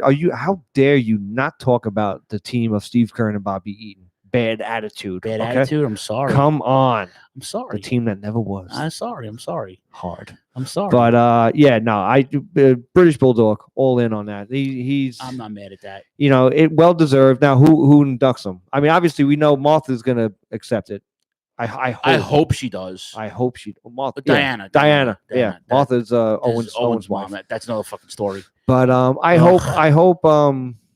Obviously, I think it's gonna be Davey Boy Jr. I think I'm not upset. If Harry, it could be Harry. It could be a bunch of them. That could be Natty. Could be the whole Hart family. Could be the whole Hart family. I wouldn't be upset with Brett. Put the whole Hart family. Put Harry next to him. This way nobody comes in and fucking. Harry's doing his thing, man. Yeah. Harry won the Opera Cup in MLW. Hell yeah. He's gonna get some title shots. He thinned out. I mean, the whole thing with New Japan didn't work out for him because I really liked him and Lance Archer. Yeah. Worked out for Lance Archer. Yeah. But now Harry can really focus on his singles career, which he's just like his dad, man. Yeah. Just like his dad. And I think he's more athletic. I think he's more well-rounded. Well, Davey Boy was a big boy. He was too gassed up. He was too too gassed. Yeah. But this, and this kid, drugs. But this kid he can go.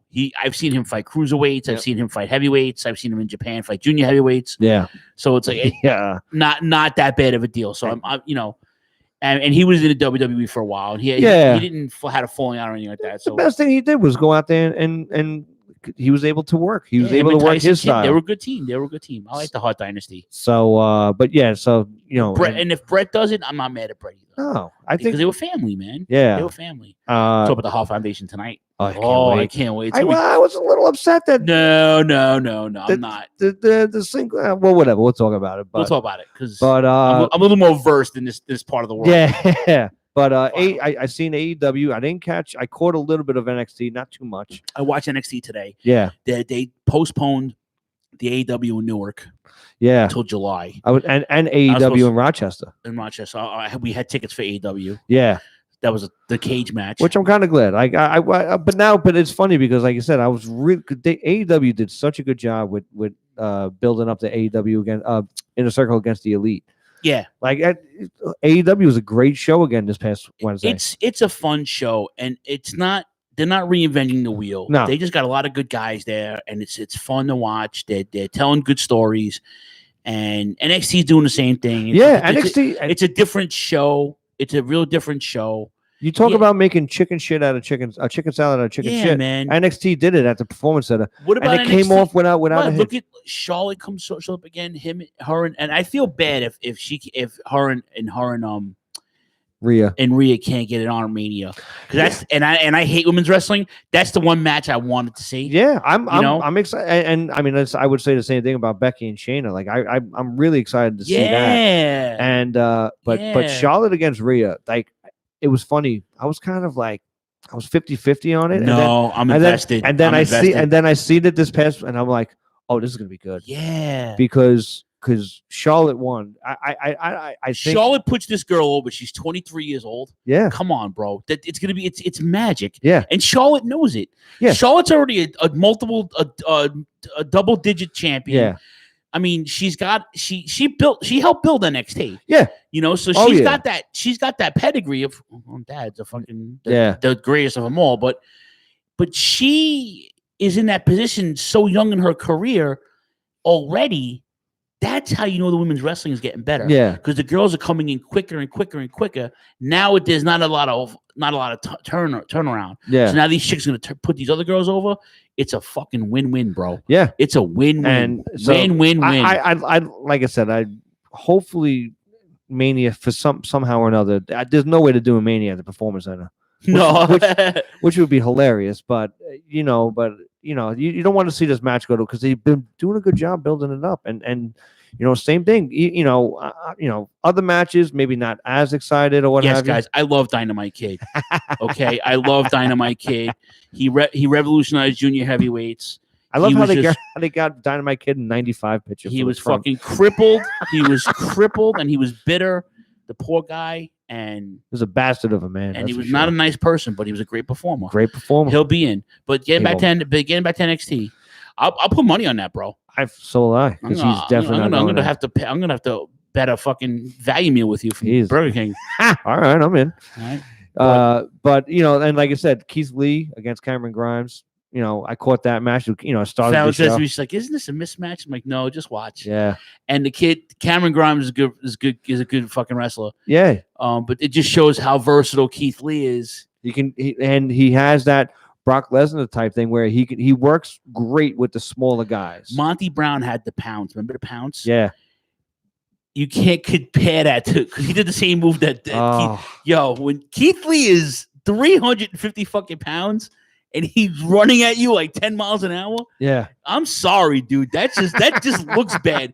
Even if the guy's exaggerating, working the bump, dude, that just looks when he knocks into the guy and the guy just he like falls apart like an accordion. Yeah. Anybody he hits, whether it's Dijak or fucking this guy or anybody he hits, it's ridiculous. I mean, I wasn't a fan at the end, but you can see where they're going with it now with Punishment, whatever. Fuck him, Punishment Corbin, Baron Martinez. Baron Martinez. Yeah. Wherever they're going with him, I don't know. That's the next guy in line, which is fine. Well, And I also like the fact that we don't like him either. But we also, I love how the casual fan gets totally emotionally invested. Yeah, you got to watch it. It's it's hysterical. Yeah. Anyway, but then I don't like the I'm sorry, I should say I like the Dream going after hell yeah, going after because that's a story. Because you know what, and it's funny because then this is how you know like Triple H is kind of definitely got his fingerprints on it, but like he's letting the guys do it as well because like we didn't see this coming. He was hurt. Yeah, I didn't see Dream. We thought it was Cole. Gargano. No, and now Gargano and Ciampa are back. And it's almost one of those things where you go, oh, I didn't even know I wanted this, but I want to see this. Yes, of course you do. And they put him out. He comes back, and he fights, and he feuds with Roddy. And then it was like, you know what? It's not really about Roddy. It was always about you. Yeah. I'm getting to you, and I'm like, it's perfect. Yeah, and especially like I said, with last week with that storytelling in the cage, and then this week with done. I'm not mad at that at all. Yeah, Gargano, not Gargano. Ciampa got his revenge on Gargano. Did I forget whatever that air raid crash off the whatever that is in the performance center. It was kind of cool. It was kind of cool to see the performance center like that. It really I applaud WWE for doing this. I'm excited to actually. I haven't watched SmackDown in like 6 weeks. You're not missing anything. So I'm actually going to try to watch. I'm not going to watch it tonight. Who am I kidding? I'm going to go home, crack a beer, and go to sleep. But like I said, with that, and I know I'm forgetting something else. Oh, the tag teams, UE against no, Undisputed Era. Yeah. It was they were against the Broserweights. No, and then they got jumped by the young grizzled veterans. Yep. Yeah. I did. Yeah. So NXT was good. I think AEW just Georgie. No one's arguing Dynamite had better singles matches. Yeah. But Davey Boy Smith was more over. Yeah. As a singles wrestler. Sorry. And he was more over with and Dynamite, and not for nothing, that a third of Dynamite's matches were overseas. So we didn't get to see them live, or we saw them. But the argument could be made is that's why he wasn't as old. Dynamite was a way better singles wrestler. Head and shoulders. Him and Tiger Mask from Japan is probably top 10 best matches of all time in the tournament. But you hold up two different photos to a non-fan, and that's the British Bulldog. Yeah, exactly. That's why he's in the Hall of Fame, and Dynamite Kid is dead and crippled. Exactly. That's why. So speaking of Dynamite, AEW Dynamite, I thought it was the same thing. I think it started off with a bang. They essentially crushed Nick Jackson underneath the fucking garage gate. Did you see? Speaking of the Elite, did you see? Tape. I just said that Tape Traders did. I saw it. Yeah. I see. Yeah, exactly. But only Tape Traders and hardcore fans are gonna know that he was a better singles wrestler. I know a casual fan sitting a few feet away from me that doesn't even know who the fuck Dynamite Kid was. Yeah. So, but that's the thing. That's why he's there, because when he became a single star, Dynamite Kid, by the time he was be able to be a single star, he was already half crippled. And not for nothing. I mean, the British Bulldog did steal the name from Dynamite Kid too, by the way. Well, that was I think that was WWF thing. Yeah, well, I think he couldn't use that in WCW. Yeah, which was crazy because correct. Yeah, that wasn't. But it's not a question of it does. It always goes back to this. It's not a question of work rate. Dynamite Kid Beware is in. Yeah, Dynamite Kid is head and shoulders the far better wrestler, but you cannot deny the impact that British Bulldog had. Mr. Kevin Grifo, Shining was Kevin. Bulldog was 100% more open than Dynamite. Dynamite was the better wrestler, but really not by all that much. Yeah, exactly. And if Dynamite Kid had a better, not better, but if his career had more longevity, you could make a better comparison. Yeah, he didn't have that career he should have had. He just beat his body to shit. He had 10 years of hard living. Right, but he basically revolutionized the junior heavyweight. Oh, 100%. And he made guys like Bret Hart and Liger and fucking Tiger Mask. 2, I think it was at the time. I think he wrestled. I think it was 2 or 1, but Masao was number 2. Yeah, but that's another story. But like it's apples and oranges. It's apples and oranges. It's at that point. Yeah, like I said, it's comparing work rate. Yeah, I mean that's a different conversation for the for another But show. yeah, did you see the press release that Hangman Page put out again about the AW? No. He's like, due to the virus, I can't take beers from people no more. I can't hug people. I'm only drinking whiskey. It's pretty funny. You gotta read it. I fucking love that. You gotta read that, dude. Yeah. I mean, listen, that's what we need. We need. I mean, one thing about the coronavirus, I love the fucking memes that are coming out, as usual. I like the new fucking the new faction with Pac and Love the it. Lucha Bros. Death Triangle. Death Triangle. I don't know how to say it in Spanish. It's I don't care. Triangular or whatever. I don't know. Yeah. So who's Jake the Snake's guy? Oh, Lance Archer. Yeah. Good call. Thank you. That was a good call. Everybody dies, Jay. Yeah. Everybody dies. I'm not upset. Like I said last week, I'm not upset with it. It's a great and they did great storytelling. Lance Archer's going to jump the rail. You're welcome. Jake's like, no. On our time. Like, Right. fucking beautiful. Right. And because that's called storytelling, folks. And I got a lot to say about Jake's match because if once again you just watched that match he had with I wouldn't even say a job because the guy was actually pretty good. Well, we'll get into him in a second because I have little scoops on everybody because I do my homework. Yeah. I actually knew half the stuff I already knew because I was so invested in this throwback that I actually went back and watched Saturday night's main event from the previous weekend. Oh shit! And we'll talk about that because if you notice Hulk Hogan's ribs are taped up. Yeah, I'll tell you why when we get to that. And I'm sorry, go ahead. But so to go back to Dynamite with and then they had it was Hangman again and Dustin against oh my god, I'm drawing a blank. Sammy Guevara and Jericho. Oh my god, what a fucking blank. It's okay. It was only the main event. That motherfucker always has Corona. Ring the bell. Good job, Kevin. Listen to Kevin every Monday night on the rant. Yes, with Shining Wizards. Shining Wizards, yeah, and that's hilarious. That fucking press release. Yeah, you got to read that. It's pretty dope. But I like what they're doing. I like what they're doing with Hangman. They're my dude. They're building a little something with him. That's my dude. That's my dude. And I've always liked him. And like I said, at the end, the inner circle gets big heat. And I like Matt Jackson comes out, Cody comes out. But I never gets laid out. Yeah, I meant to say this is WCW all over again. Yeah, but it's not. It's not. Sammy Guevara has a face I want to punch. Shaylin says that. Yeah. Then he's doing his job. He does. He truly does. Although I love his shirt when he does his shout outs. Fucking brilliant. He I love when the injury angle on Nick Jackson. Underneath that's different. Of course. That's what we're clamoring for. We're clamoring for something different. They played for it right there. So, and that's what kind of sucks about pushing back the blood and guts, the war games. I call it war games. Let's call it it's the war games, if you will. And that's what kind of sucks about it, because like you're telling such a great story. Like, now what do? Don't get me started, Jay. I'm supposed to fucking be there. I put in for work off early. The next day was opening day. I was taking that day off. I had the whole fucking weekend planned out. I was gonna fucking come in, sleep late, watch baseball fucking day the next day. Yep. Play Strat. They fucking Corona my balls, ruined everything. But did you see Circle Squared by any chance? Yeah. NWA. I loved it.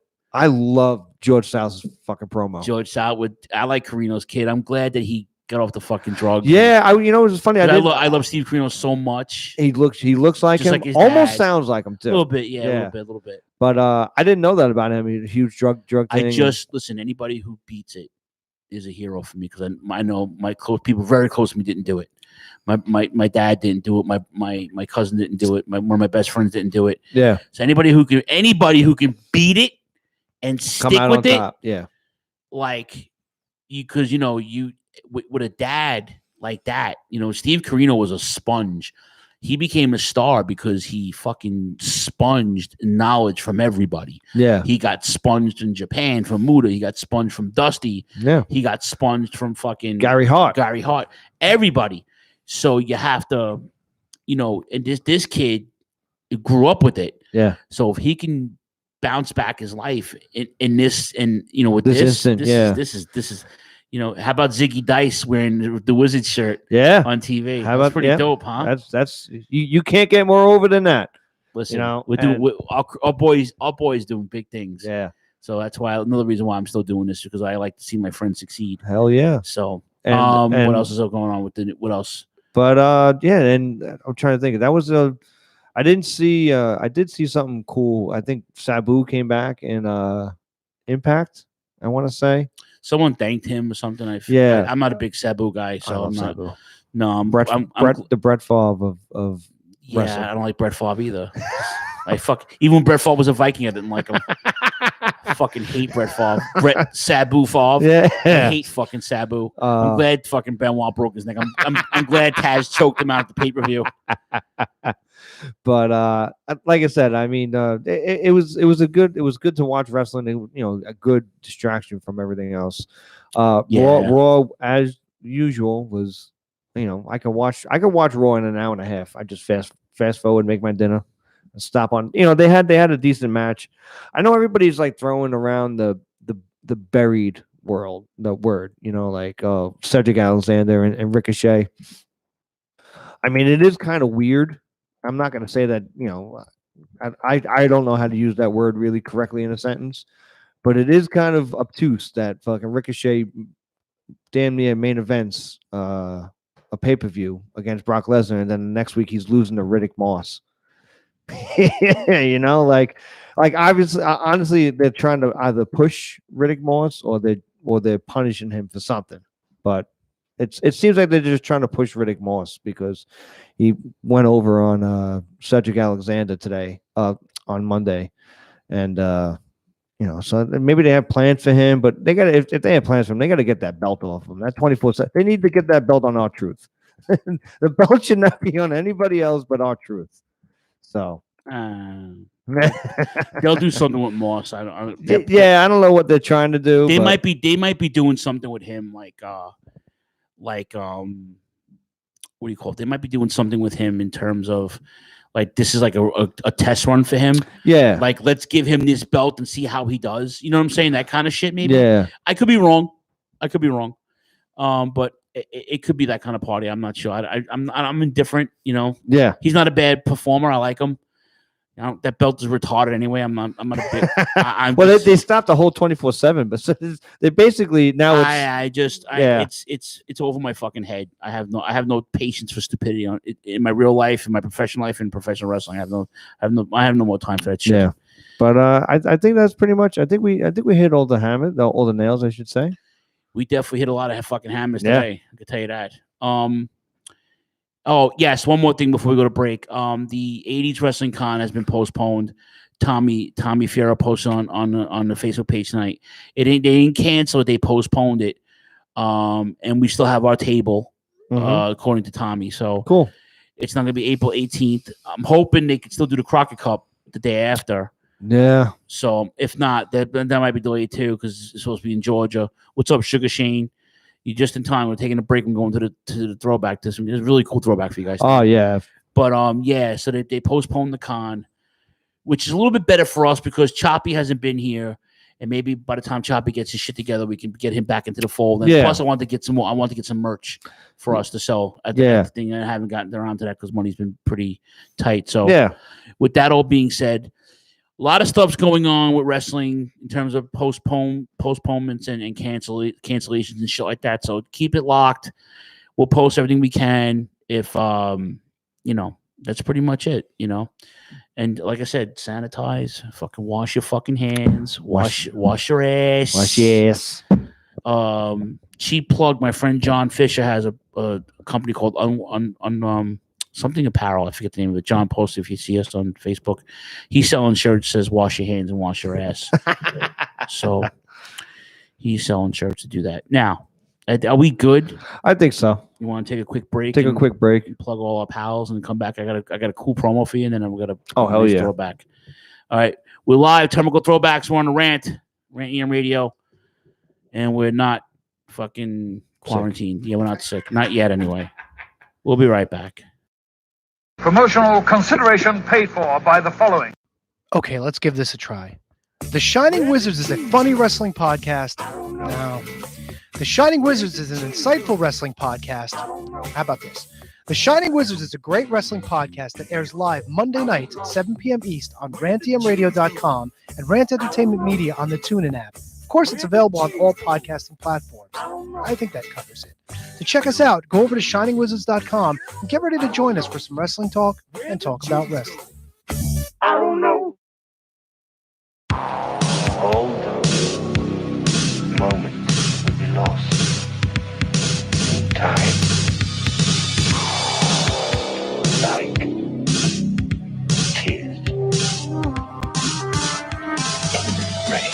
In a world where Hollywood tries to tell you how to live while doing the exact opposite, where fresh ideas are tossed away for a cash grab reboot, where the media has become nothing but propaganda and freedom is traded for what they tell you is security and safety, there is Inconclusive Breakdown, your weekly look at current events and entertainment with no political correct BS.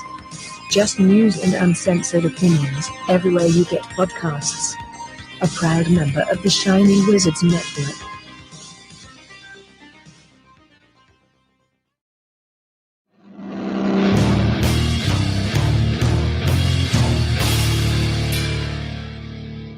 Horns up, beautiful motherfuckers.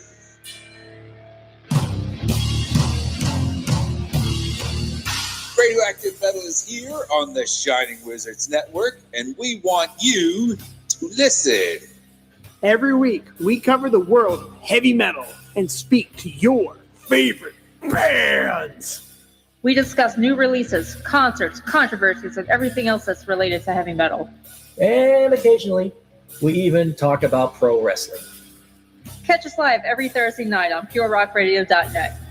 Listen to past episodes at radioactivemetal.org or at shiningwizardsnetwork.com.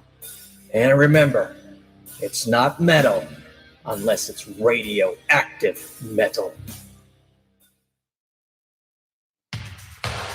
Hey, this is Mike from the Midnight Jury. You are done with this show. Join my co-hosts Adam, Cal, Sydney, and I every Friday as we travel back to the last old school generation of the 80s and 90s to review the best and worst in pop culture, horror, and occasionally pro wrestling on WLWstudios.com or the Midnight Jury feeds on iTunes, TuneIn Radio, or Player FM.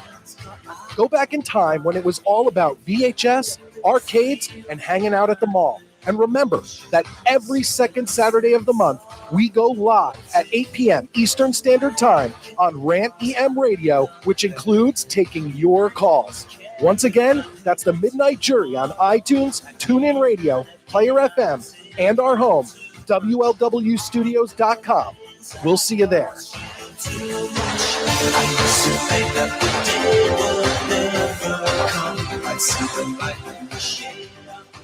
Hey, this is the Queen of Extreme, Francine, and you are listening to Phil, Jay, and that pain in the ass Choppy on the Turnbuckle Throwbacks. And check out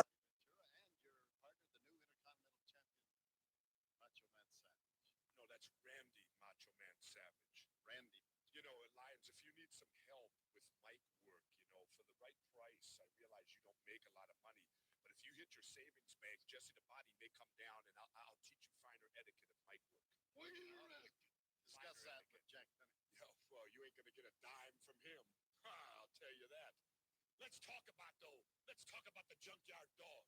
Let's talk about the former Intercontinental Champion Chico Santana. Former. You know what the difference is? Chico finally got caught with a referee that understood Espanol. He thought he could get away with submitting so many times in Spanish and have referees, Canadian referees that don't understand Spanish, so they don't know Chico quit. But the Macho Man caught him. The Macho Man made him quit, made him give up his title, and now Chico is coming down on us with the JYD, old Mr. Ugliness himself. You know, the only thing I worry about mostly in this match is that the JYD's ugliness might rub off on me. I understand that there's this harnessing the fact that I have the Intercontinental Heavyweight Championship belt, and that is a big rip. Yeah,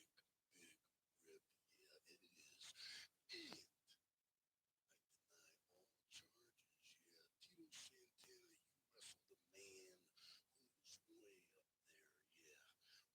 up at the top of the mountain and you could not do anything about it. No, you could not. Elizabeth, your big day. Yeah, you get to hold the Intercontinental Heavyweight Championship belt for 1 second. Wait a minute, I changed my mind. Yes, I did. I changed my mind. A champion can change his mind. Tell Tito Santana that he shouldn't even be in the same ring with the Macho Man. And say that JYD and Tito Santana together can do nothing against the body and the Macho Man in the garden. That's true, too. Say it again. They don't have a chance against you. Get out of here.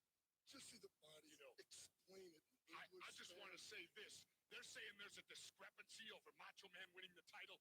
I was there. I tell it like it is. There was no discrepancy. There was nothing wrong with nothing. He's the champion. Tomorrow night, 7:30 p.m. right here in Toronto's Maple Leaf Gardens. We'll see you there. Tomorrow night. Yeah. Maple Leaf Gardens. We're talking March 1986. Who was that Ham and Egger? That's a Canadian broadcast. I forgot his name. Oh, fuck. You know what? He say it in the beginning. that was a cat I'd never seen. Hold on. Hold on. Oh no, they don't say it. I was gonna say Jesse might say it if anything, but God, that shows you how good it was. That was the only thing. Unfortunately, like you said, I should have watched the week before, and I think that would have been a good idea. The Saturday Night's Main Event, but that's the only thing that was missing was like some promos. Like, I would love to at least they would put in the promos. Oh, Billy Red Lions. Billy Red Lions. That's who it was. I've heard that. I've heard the name, but I never would have. Yes. But that was one thing I was missing was promos. I wish they would show some of the promos that at least leading in, like for the Boston Garden, whatever. Yeah. All right, Jake the Snake. You're facing Juan Carlito Mendoza, whatever the hell his name was. Ring that bell. Guys adding fucking 10 different names to the guys. Holy shit balls. Are you ready for your throwback? I'm ready. Let's do it, baby. And now, here is your throwback of the week, sponsored by the Shining Wizards Network and Rant EM Radio.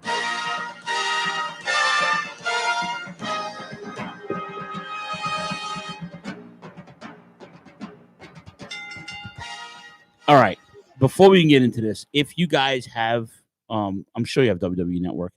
Even if you don't have it, there's a couple of matches that are posted on here, which got me and Jay interested. There was one match you wanted to cover, and then we said, you know what? I want to do the whole card. Yeah, because it's on the network.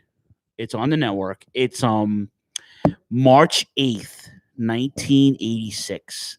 This was a week after the main. This is the week after Saturday Night's Main Event. Yeah. Where some things are happening. This is right before WrestleMania 2. Mm-hmm. What the world is coming to.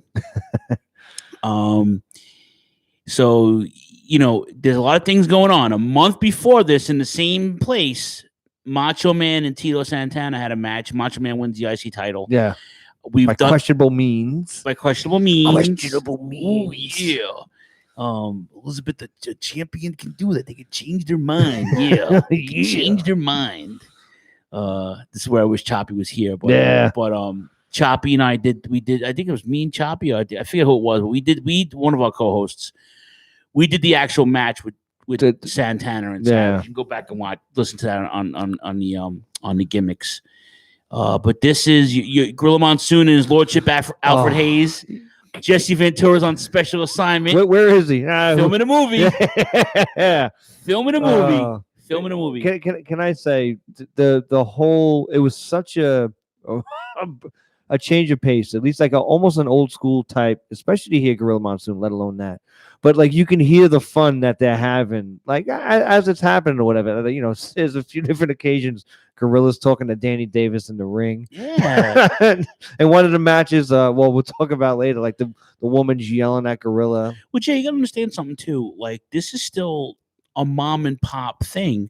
There weren't 9,000 road agents. Yeah. So even like Gorilla Monsoon, he mentioned the guy. Oh, I can't think. I was trying to think of his name. I can't think of it. But like he was a guy that I've heard Pritchard talk about, like on, you know. Oh, Blackjack Mulligan Lanza? No, he was he wasn't a booker, but he was he was a production guy. And and Gorilla's like, what are we doing here? Like he was just like leaning over. Right. So you know, but it was really cool. Just such an old school feel. So I know I don't know if I told you this, but you listen to the show enough though. I did tell you this. There was a time where I went to the monthly house shows from like 85 to like I want to say 80, 89. I was going almost every month. And you know, it was here, it was Madison Square Garden, Boston Gardens, Maple Leaf Gardens. You had the Hartford Civic Center. Yeah. You had the Mid Hudson Civic Center up in Westchester. That's classy. And then you had a bunch of other places in the Northeast, particularly to run monthly matches. Bangor, Maine. You know, DC, Reading, Pennsylvania, DC, Southeast, like you know, this whole area. But this was a hot time because we're off the heels of WrestleMania, now WrestleMania 2, and now it's getting bigger, and this is New England Sports Network. This is what the equivalent of Madison Square Garden channel. Yeah, and it was something cool to see, like you know, you could see the hardwood on top of the ice, like Philly. Yes, of course, the Spectrum. Yeah. I knew this one we forgot. And then NWA would run opposite them at a Civic Center. Yeah. So that I'm telling you, I'm sorry. Go ahead. I'm sorry. But that's it was. It's like it's. I think what encapsulates the essence of the show is like it's just super nostalgia. As soon as it happened, you can hear your lordship and Gorilla Monsoon. It's just like, oh, we're in for a good show. Listen. I mean, even if they had the B squad when Gorilla Monsoon called the match, it was a deal. You know. Yeah. He was my generation's Jim Ross. Yeah. You know. So, all right, your first match. CV Afi. Okay, now a little bit about CV Afi. Yeah, so I didn't know too much. I had to do that. He's fighting Rene Goulet, who's the #1 Frenchman with the Michael Jackson glove. Who became a road agent. Yeah, that's how I knew him as was a road agent. Yeah, he had the you know the glove and all that stuff. He did the claw hold and shit. But CV Afi, very interesting character. Okay.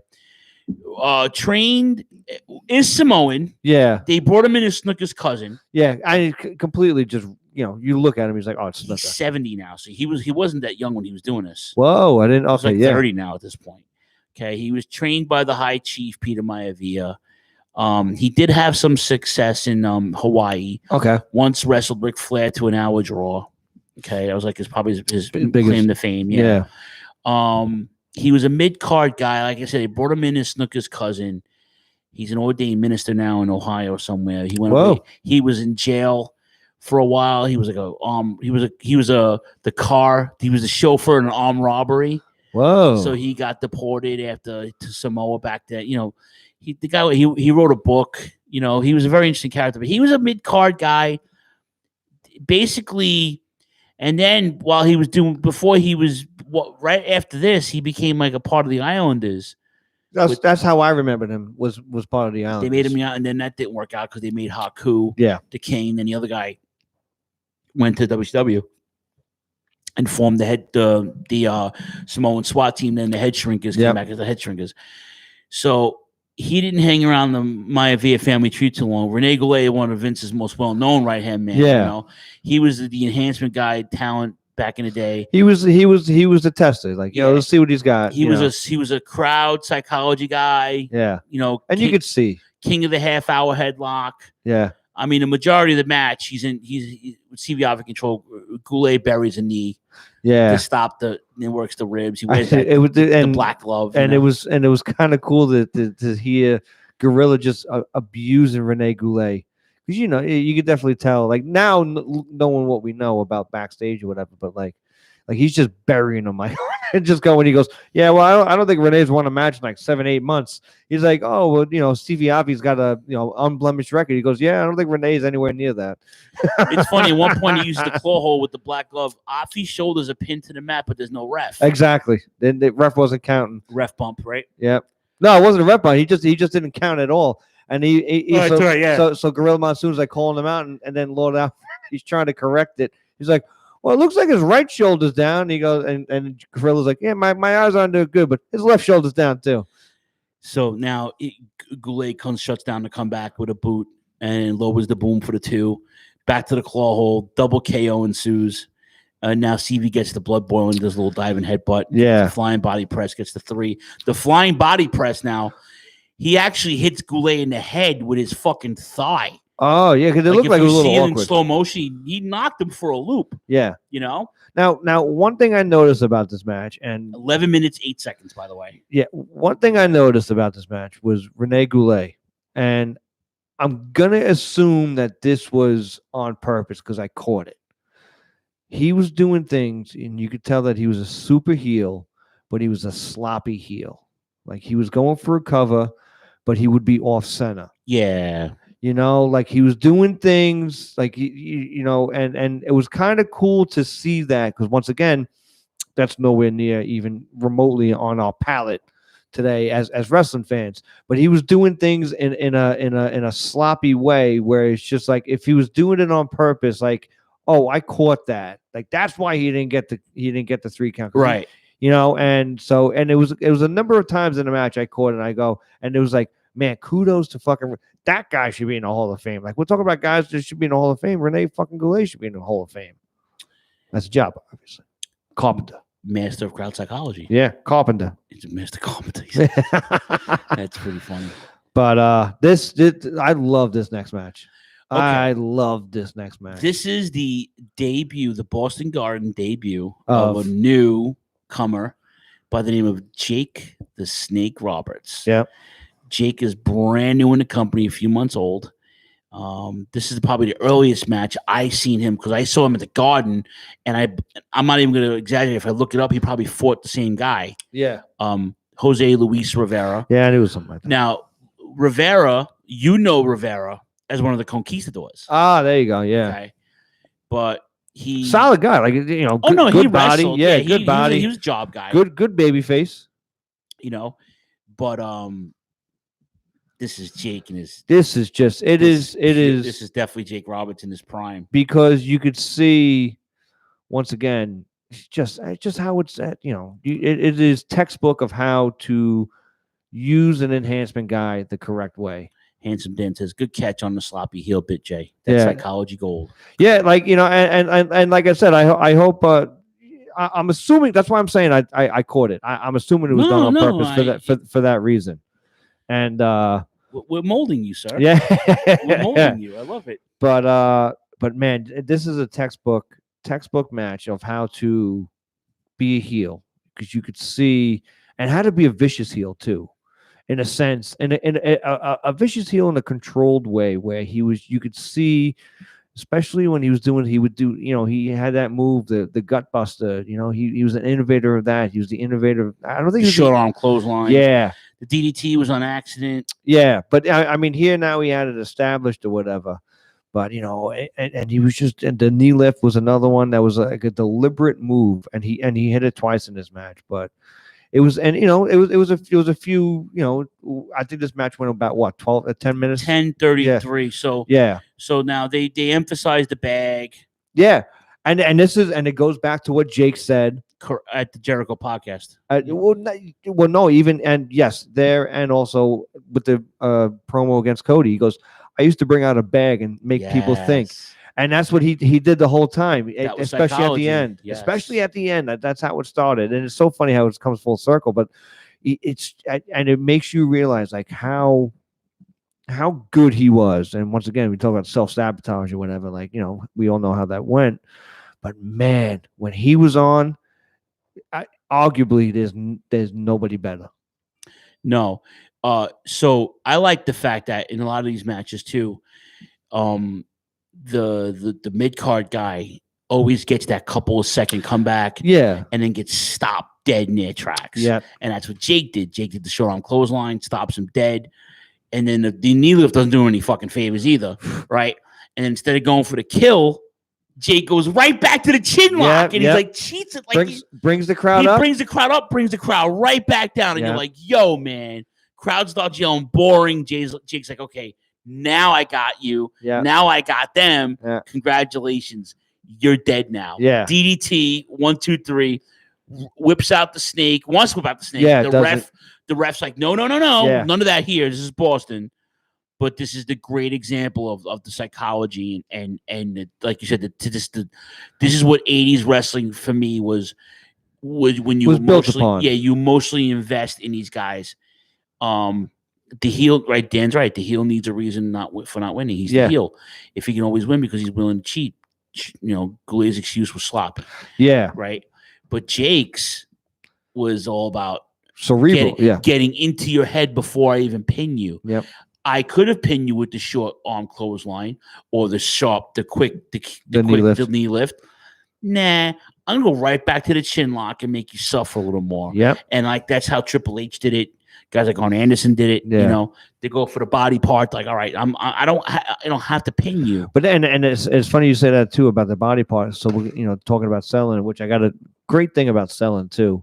But Jake was a good seller too. The way that he was doing the arm. Oh yeah. When he was selling the arm, he was looking. So now he's got his arm and he's looking at Juan, and he's begging off. And then as he's getting ready to throw a punch, Juan cranks on the arm again. Yep. So it's just perfect. Picture perfect psychology. It's unbelievable. No, it's when it's done right. This is it's supposed to how you make you feel, and this was how it was done right. This is where AEW benefits now.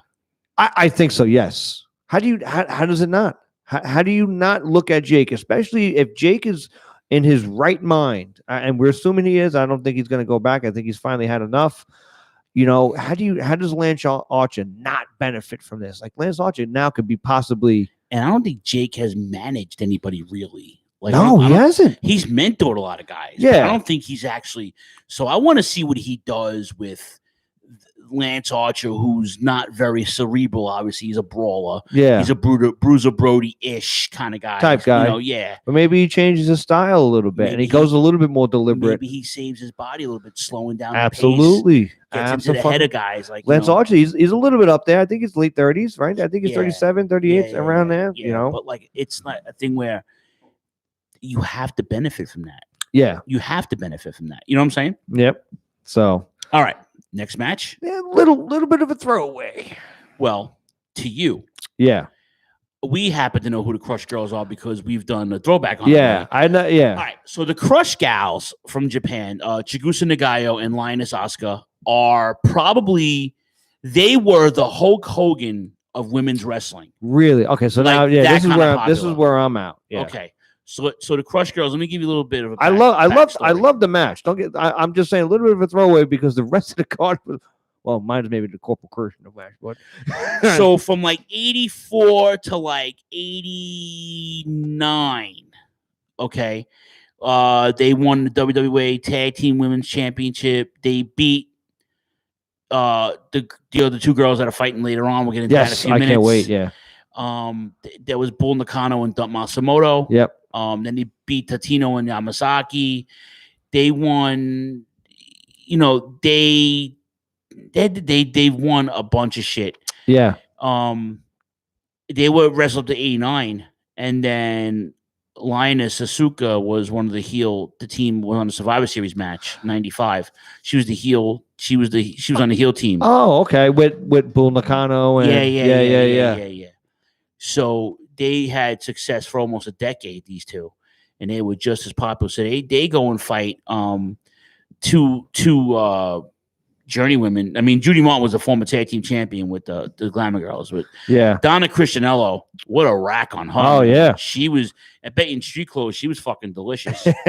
But all these girls can wrestle. Absolutely. Yeah. All right, you want to call it a throwaway because you don't know who these girls are. I don't know who they were. Well, I'm just saying, and like that's the downfall of watching these house shows. Like it's they're just thrown into it. Like I said, show me a promo, show me a little bit of a vignette, but. If this was TV and they stayed, they didn't. They toured. Yeah, exactly. They were just passing through. Right. Yeah. Right. And you didn't know. I mean, the former co-host of the show, we won't mention his name anymore, jokingly, but he hit me to, and I remembered them. I'm like, those are the girls. They're like fucking teenage boys. These days, yeah. But I think they were in their early 20s or something. They were the best women's tag team. Period. Them jumping bomb. I was thinking jumping bomb angels. Yeah. Dump and Bull Nakano before she was Bull Nakano. Yeah. This match pretty good though. Yeah, no, it was a great. The ending kind of sucked. Yeah, that's what I'm saying. This Like, went almost 16 minutes. By the way, it soured it a little bit for me, and looking at my phone, whatever, and what have you. But like, that's what I mean. Like, throw away in that sense. Like, I just wasn't emotionally invested in it. I'm not saying it for any other reason than that. The other ladies match later. Actually, I was a little bit invested in because I knew who Bull Nakano was. We'll get into that in a minute. Yeah. So at one point, Chigusa tags in for the tags back in for the flying elbow drop and hooks on sharpshooter.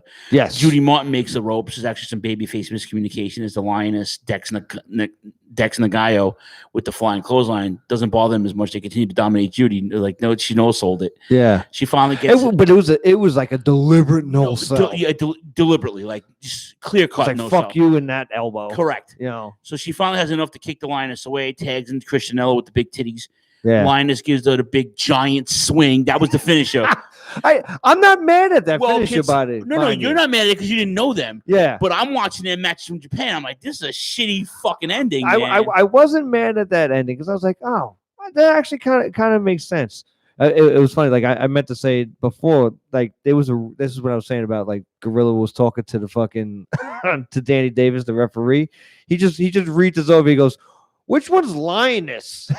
and then Danny Davis goes over to one of them, and he must ask them, and then she pointed at That's them. awesome. It was fucking hilarious. Awesome. So, like I said, I wasn't mad at the ending. Is a little, it sours it a little bit, and then I was like, it's not that bad actually. Like I kind of like that giant swing for the win, Only because I knew who who they were. Yeah. I was disappointed, but the match was good. 15:37. Yeah.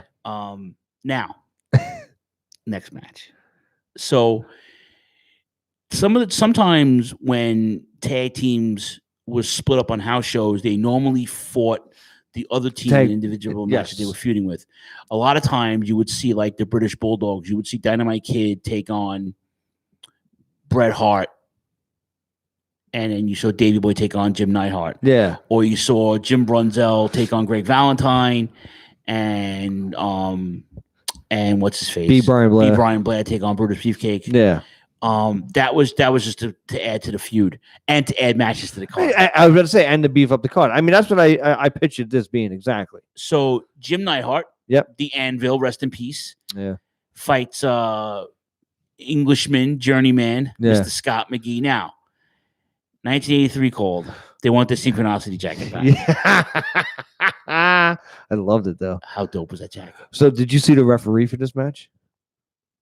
The guy with the mustache. Who's referee? Mark Eaton. Mark Eaton. That's right. It looked. I think he was the ref for the Jake the Snake match too. Yes, he was. But this is when I caught it. I'm like, motherfucker, that looks like Mark Eaton right there. I was like, only other way I would have noticed him either if he had headphones on and he would have been throwing a beer to Stone Cold. Now, Scott McGee is a well-rounded guy, European guy. Now, that's not the same Scott McGee from the Bret Hart match, right? Obviously it wasn't the same guy, but the name is it Scott McGee? Same guy, but it wasn't the same guy. It's not the same guy. No, but it was the same name. So when I seen the card, I'm like, no, right. I was like, this is too early for that shit. Same name. Yeah. So this was a very extended squash match, right? Now he wore a synchronicity jacket. Now it's 86. I guess it's better than wearing a Whitney Houston jacket. Right? 'Cause Whitney Houston was like the hottest thing at that point, right? So basically, this is just Neidhart pushing around Scotty McGee. Jimmy's going crazy at ringside with the fucking bullhorn, which I loved. Oh yeah, he's got a new megaphone because he makes the noises with it, and they make note of it. Oh, I love that. And he just annoys everybody at ring. There were times when I was at the Garden where Gorilla would actually get up and go after him. Yeah, awesome. And be like, "I'm taking that thing away from you," That's and awesome. and he would play into it, but it was so good. Yeah, like I said. Right, Tom McGee is who you Tom McGee. I knew that's who fought Bret Hart. That's who it was. I knew it was a generic white name. Right. And there you go. Thank you much, Dan. That's Tom McGee. McGee. It's Tom McGee. Yeah. But the same name, same last name. That's what I was sitting there. I was like, oh, cool, McGee. I was like, we'll get another one. I was like, this guy's British, by the way. Yeah. Oh, like the guy was But Canadian. this is basically that guy was the other guy. The guy was Canadian. But this is so McGee gets in a few shots, and then of course Big Jim catching with takes the powers. over. He was big. I mean, for the time, they always said they call him the powerhouse. He was legitimately a power guy. Yeah, he did powerlifting, strong man. He did the fucking anvil. That's why they call him the anvil. He do the anvil. Discus. Yeah, he was too rough for football apparently. Yeah, as his family would say. It's basically an extended squad. This went 6 minutes, dude. 5 minutes 59 seconds. Like it was like I don't know. Like I said, it told the right. But you know what? And then you see this match, and then you see the next match, and then you go, "Oh, okay, we got to keep the team strong." So I originally pulled this match to show Jay for show material. And I was like, Jay, we need to do this match. Jay was like, I'm on. I sent Jay a link. Jay's like, I'm 100. I'm on board. Yeah. But then I sent Jay another match. I'm like, let's do the whole card. Might as well do the whole card. Because this is basically a follow-up to last month and then a follow-up to Saturday's main event, which was a week before in Arizona. And we'll get to that in a second. This match might be one of my favorite Bret Hart matches of all time. So this is my first time ever seeing it. It made it into mine like top 3. Yeah. And it was funny because when it first started going down, like I'm assuming they've worked at some point together at this point, but it was a little clunky at first. It was, albeit if it was Ricky going fast or Bret going fast or whatever, but once and it didn't take long to sync up. I'm talking about a minute or 2 in, 3 minutes in. These guys synced up, and what a fucking match it was.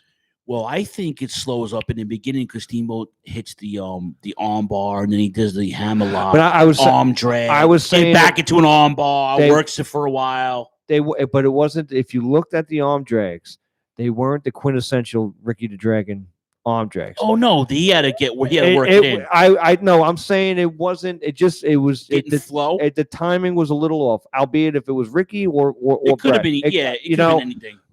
And to me, that was in the beginning. Maybe they didn't work together. Maybe this is their first time. And it wasn't in the beginning. But then as soon as they finally got each other's timing, it was fucking magic. Yeah, like I said, it didn't take long.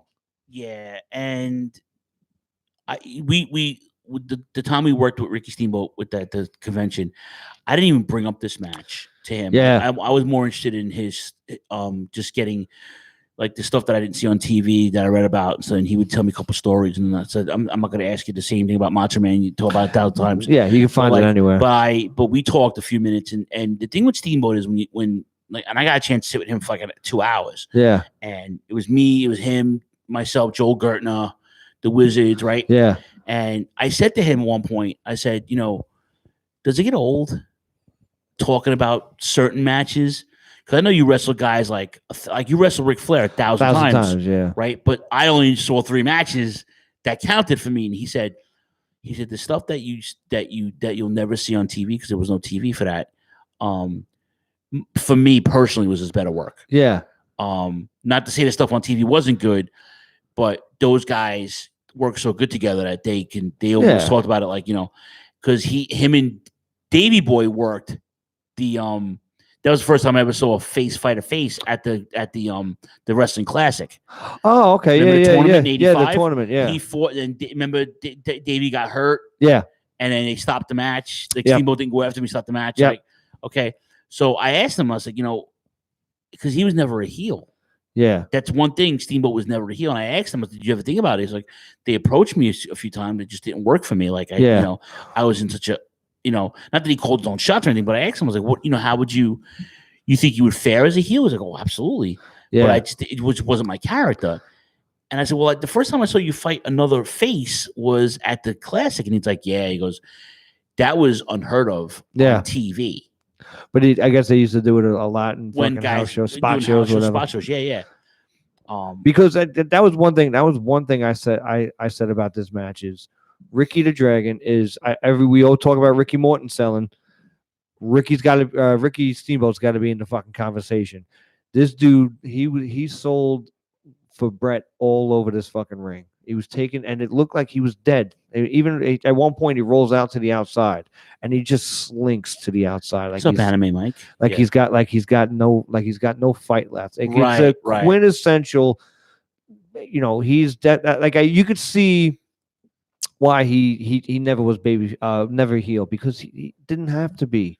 He needed to be a baby face, Yeah. And it's funny, like I know I heard, I forgot what DVD I seen it on, but they were talking about, Ricky and Flair, all this stuff. And then I guess at some point in the 2000s or something, it was some underneath guy, it was like, oh, we had a chance to see Steamboat and Flair again in the 2000s, like during, before a show happened, like they were in the ring just rolling around, and like they put on like a 20-minute match there, like, and they didn't work it out in the back, like they just went out there and just went through the fucking motions. Like that's how and that Brett and Ricky did the same thing. Like these guys are in the ring just calling it there, and had to be. This went almost 15 minutes 8 seconds. So after the so Brett catches Steamboat with a swinging neck breaker. Yeah. Slows him down. Steamboat takes a spill out to the floor. Brett brings it back inside for a suplex for a 2 count. The splash from Steamboat hits the knees. Yeah. We go to the floor again, right? Then Brett gives Ricky the body slam on the floor. Classic. Some of these places didn't have mats, didn't require them. Yeah, this is the hardwood floor. Oh, this is the hardwood Boston Garden floor, man. It's a Celtic floor. I call it the Celtic floor. Back in, running power slam, gets a 2, backbreaker, hits the elbow drop for a second rope, does not count. Doesn't drop. I mean, Steamboat fights back with the karate. Yeah, and there was a part during his fight back that was excellent. Once again, quintessential babyface. Ricky goes for a body slam, doesn't have enough strength to get him over, falls down. The crowd is in their fucking hands. They had the crowd at this point. You're like 10, 12 minutes in.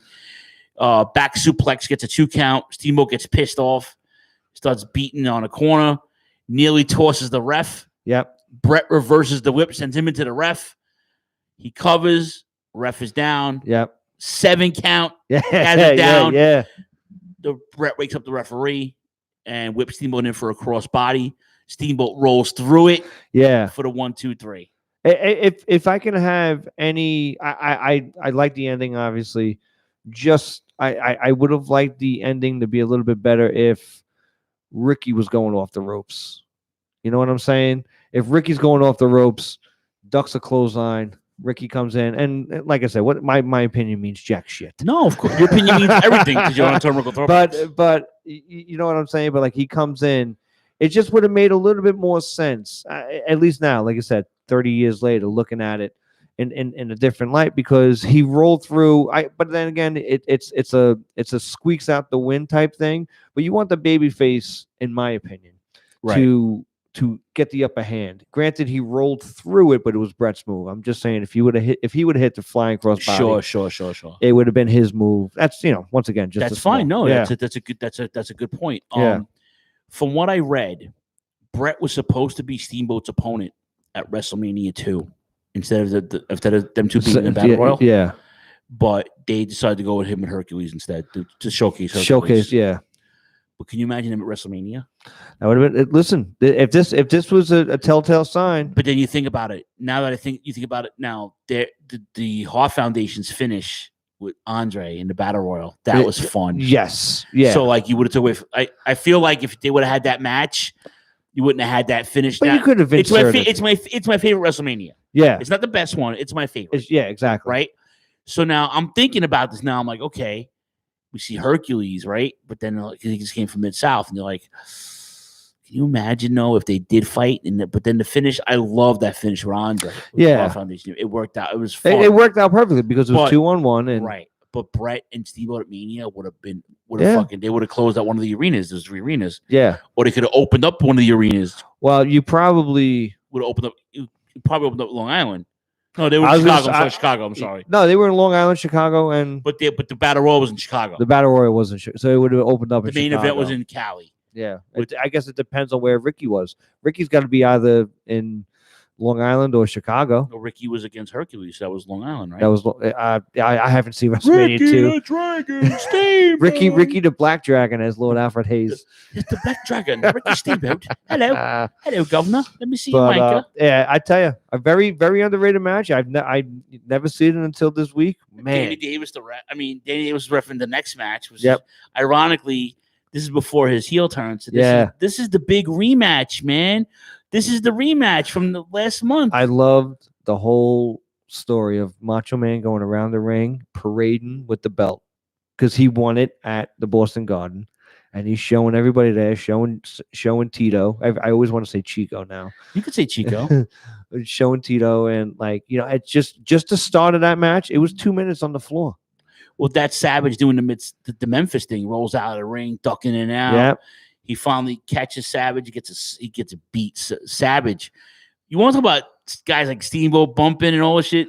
Let me tell you something, man. Macho Man. Macho Man was a classic bump machine. Yep. He would take a beating, and Tito was at his prime. Yeah. And I know Tito just lost the title, and this is a year or two before he becomes a successful tag team wrestler and before he becomes a matador.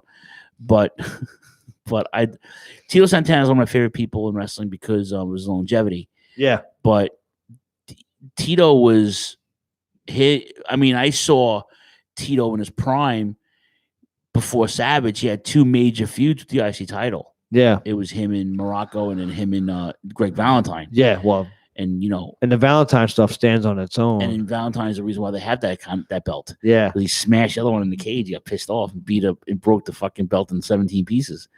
But as Savage grows desperate, he decides to yank Santana back onto the floor. Savage takes takes over and drops the double axe handle, which is classic Macho Man. Santana Atomic drops him out of the corner, fires back, the flying forearm or a flying burrito. Flying burrito. And that gets a 1-2. Savage flips out on the figure 4, reaches into his trunks again. Yeah. But Tito fucking throws him back. He sees it before he can slip the foreign object out. Savage is in the ropes. Danny Davis tries to break it up. Yeah. Tito shoves Danny Davis away at 7:17, and that's how you continue the feud. That's how you tell a story. Correct. That's how you tell the fucking story because, like you said, the whole time, especially Randy's going into the trunks, and then you could see Tito getting madder, and he's and for fucking Savage's defense, like Tito was laying him in. Like there was no absolutely, there was no daylight in between those shots. Absolutely. And but once again, it's a quick way to get fucking heat. It's a quick way to get heat, and if you want to go this route, Danny Davis is taking steps to his eventual suspension. Yes. And then you could suspend me, but guess what? I'm a referee now. Yep. And again, like you said, Jay tells the story, comes back, and like it's just ridiculous. It's a good time. And like you said, I'm assuming it's obviously the main event. Well, the main event didn't go on. We don't know. The main event went on at the end, but this might have been a show. This might have been put in the middle of the show anyway because it wasn't a long match. What have you? You know how they normally would put the main event before the intermission? Right, that's what they did. Yeah. That's what they did. This was the intermission. Yeah, they always had the title matches because now they can come back at the end of the night and go right before the main event. Yep. The ring announcer come back next month. I have just been informed that just signed next month Tito Santana and Macho Man in a cage, Yeah. So that's how they get you to go. And then my uncle will run to the box office and get like another set of tickets with his American Express card. So I listen. Another good match. I mean, obviously it isn't as good as the month before, but it fucking holds up. This next match, I was a fan of this match. All right, so Velvet McIntyre, and I have an absolute. I thought of it when I watched it. So I know obviously Bull Nakano or Naka no, as I know him. Macho Man used to say when he was on commentary. Bull Nakano was a fucking scary woman. Well, Dump was too, though. Yeah, when I was now I'm talking 94 Nakano. Right. So that's how I know her from. Well, WWF. That's 8 years later. You see her 8 years later. But I'll tell you one thing. I've never thought I'd ever say this. I find Bull Nakano very attractive. So, Bull Nakano and Dump Matsumoto were the Japanese Devils. That was their tag team. They were the Heart Foundation to the Crush Girls, British Bulldogs. That was the feud. They were probably the best heel team in wrestling in Japan. They were just as famous as the Crush Gals as their enemy against Dawn Marie, and not Dawn Marie from ECW. Dawn Marie, like the soccer mom with the big fucking titties. Yeah. Girls had these big, the one suit, the one piece wrestling tights. Yeah. But both girls, Dawn Marie and Donna Christinello, were fucking stacked up top there. What about Bull Nakano? Bull Nakano was a cute girl without the makeup. Right? Unbelievably attractive. I was like, whoa, I never thought I would, 10-year-old me was like, oh my gosh, she's hideous. Like now I'm like, whoa. Yeah, hello. now she looks like a fucking roadie for White Zombie, you know? Did you catch in the beginning one of them getting bleeped? They were screaming at the Boston crowd, and I don't know if she told him to go fuck himself or whatever. It's like, this match is coming for a one beep. I was like, oh, somebody just cursed. Yeah. They worked the crowd. Bull can work the crowd. That was for me the best part of this match was Dawn Marie's titties, and Velvet McIntyre and Gorilla Monsoon made a note of this. Had that long red. She was from the motherland. She was from Ireland. She was from Ireland. But every match that she was in that I saw her in, she was the Ricky Morton of the women's division. Yeah, she would bump, but with the hair, they all took the hair and fucking tossed it around like it was. Oh my god, she got beat so bad. But this was fun. It was. And like I said, especially like when Nakano's on the inside, Dump's on the outside, she's jumping up to the second rope screaming and working the crowd. And the mics are picking it up. Like even Gorilla's like, oh my god, I'm getting yelled at over here. Yeah. And they're making fun of their weight. And I was like, it was a little many too many rice bowls. Rice bowls or some shit. I was like, oh wow. It was a good match. This was a really good match. The match was fun. It went 8 minutes, 27 seconds. This was the two best teams in Japan. Yeah. And they were coming here, which is weird. Of course, Jumping Bomb Angels were there too, but the Devils controlled most of the match. Yeah. Velvet McIntyre delivers a victory roll out of nowhere, and it's a 3 count. And I was like, wait a minute. It was so weird. What made it even weirder is that the Devils, they just lost the match surprisingly, but then they don't attack the girls. Like they just stay and yell at the crowd. Like it's their fault. That was a little weird, but I get it. A little over the top, cartoonish. Yeah, a little cartoonish, but I like the match. Like I said, what was missing from the first match was here because it was different. The Japanese was babyface in the first match. They were heels here, so I that might have been the difference. But I was so happy to see this next match because I think I've slowly become like a huge Iron Mike Sharp fan. I don't know why. Well, it's USA versus Canada. I don't know why. He was like, I forget what he said. Canadians. Canadians, best athlete, greatest athlete. It's fucking great. Yeah, he was a big time jobber guy. Very, very over. Okay, so Corporal Kirshner.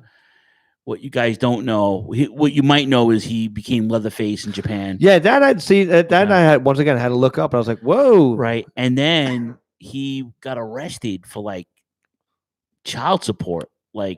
He was like a deadbeat dad. Oh shit! So Corporal Kirshner. Corporal Kirshner was a deadbeat dad, which kind of disappointed me because.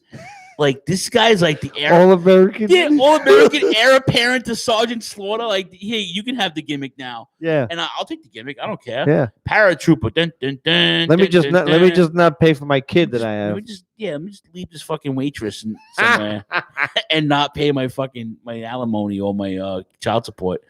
But nonetheless, this is USA versus Canada. Monsoon mentioned the Iron Mike Sharp being the cleanest guy in WWF. Which is the story I've always heard. He was he takes 7 showers or something. One time he was on the 3rd match of the card, and after the show, he was over in the building, was locked up. He was still in the shower. Yeah. There's a joke on a Psych episode that John Cena guest stars in, but they don't know what they're talking about. But anyway, that picks up where Sharp tosses Corporal Kirshner through one of the wooden barricades. He's like, you're hardcore, you know, this hardcore stuff back in the ring. This match went way too fucking long. It went a little long, yeah. Kirshner mounts a comeback and fails with a missed drop kick. Now Iron Mike Sharp sticks an object down his forearm brace. I loved it. He had like this leather forearm brace. Does the opera. Corporal Kirshner blocks the loaded blow and knocks out Iron Mike Sharp with his own loaded forearm. Oh. Actually, not that bad of a match. Just went too long. It just went a little long, yeah. Yeah. And you know what it was too? Is like I'm not too familiar with Corporal Kirshner either, so like that's a little bit before my time. I know about him, and that's what I said. It was cool to hear that he became Leatherface, which I had no idea about. Yeah. But anytime I get a chance to see Iron Mike Sharp do any of these fucking dumb bumps he takes, he gets hit in the back and he takes a back bump. I'm all in. I want to see that. Yeah. All right. So here's the next match. This is another squash match. Yeah. Barrio, who's the real life brother of Cowboy Bob. Yep. Uncle to Randy. I was just gonna say Uncle Barry. Uncle Barry. Barrio.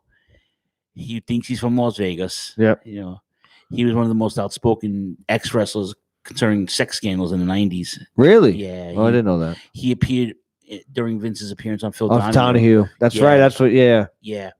Ted Arcidi, Boston's own. Yep. They made him the action figure. He was bigger than life. Vince loves the big guys. Yep. Had a nice look to him. Unfortunately, A, couldn't talk. B, couldn't work. Yeah. More importantly. Yeah, he didn't. You know, of course, it's 3 minutes long and gets a fucking submission. It's a squash match, but you look at it now. You wish Arcidi was what do you call it? You wish Arcidi was something better. Yeah, but he was only. I think he was only destined to do so much. You know, he might have been, you know, like a poor man's Lex Luger. Like at least Lex can work. You know, like we always say, like Lex is $1 million body. You know, Ted Arcidi, there's nothing you could say about his workout regimen. He couldn't work. Just couldn't fucking work in the ring, no matter what. So, you know, two different things. Yeah, but obviously, thankfully, this match was short. I mean, obviously, he got a huge reaction. Oh, it's from Boston. That's why. Yeah, he got a huge Hometown reaction. boy, you know. But it was all in line for this main event. Yes. So, all right. So, JYD had a long feud with the Funks. Yeah. There was a couple of things. The dog got jumped by Haas, Dory Funk, and then Terry Funk. This right before they brought in Jimmy Jack, who wasn't a Funk at all. Wasn't a Funk. He was like the Lost Von Erich. We will never call him Jimmy Jack Funk. No, he was I think it was Art Barr's brother. I think it was. Oh, was he? Yeah, I think so. I didn't know that. I forgot. I have to look it up. I'm doing this by memory, by the way, guys. I don't have it in front of me who he was, but so Junkyard Dog had a problem with the Funks. He only really had one good friend. Yeah, it was the Hulkster. Yeah, you know. So he brings Hulk Hogan in, and why wouldn't you bring Hulk Hogan in? You know, God. And Hogan had a title match with Terry Funk a month or two before. I was just going to say at the Saturday Night main event. Yeah, so you know this goes back and forth. There's a lot of things going on in this. Everybody, the main event was very cool because everybody was invested. However, if you noticed, I think somebody's home, but if you noticed, get the crap out of me. Yeah, if you notice, Jimmy Jack was Jesse Barr, right? Yeah. Thank you, Tan. If you notice, Hogan had ribs taped up. This is why. Let's see here. Let's go back. This happened the week prior. Yeah. Oh, wait a minute. Coming in now. Look at this. Look at that. That's blatant interference. And the brain disqualified. Brilliant on the part of Bobby Heenan. Morocco looked as though he was going to get pinned, and Heenan doing his manager's job. But what's happening here? Well, what's happening here is the Hulkster has Bobby the Brain up in the air. Look at this. Heenan disqualified. From behind there's Bundy. Where did he come from? Wham! Ping Pong Bundy to the rescue. He looks like the cavalry, McMahon. Bundy out of the blue. We saw him earlier. And look, oh no.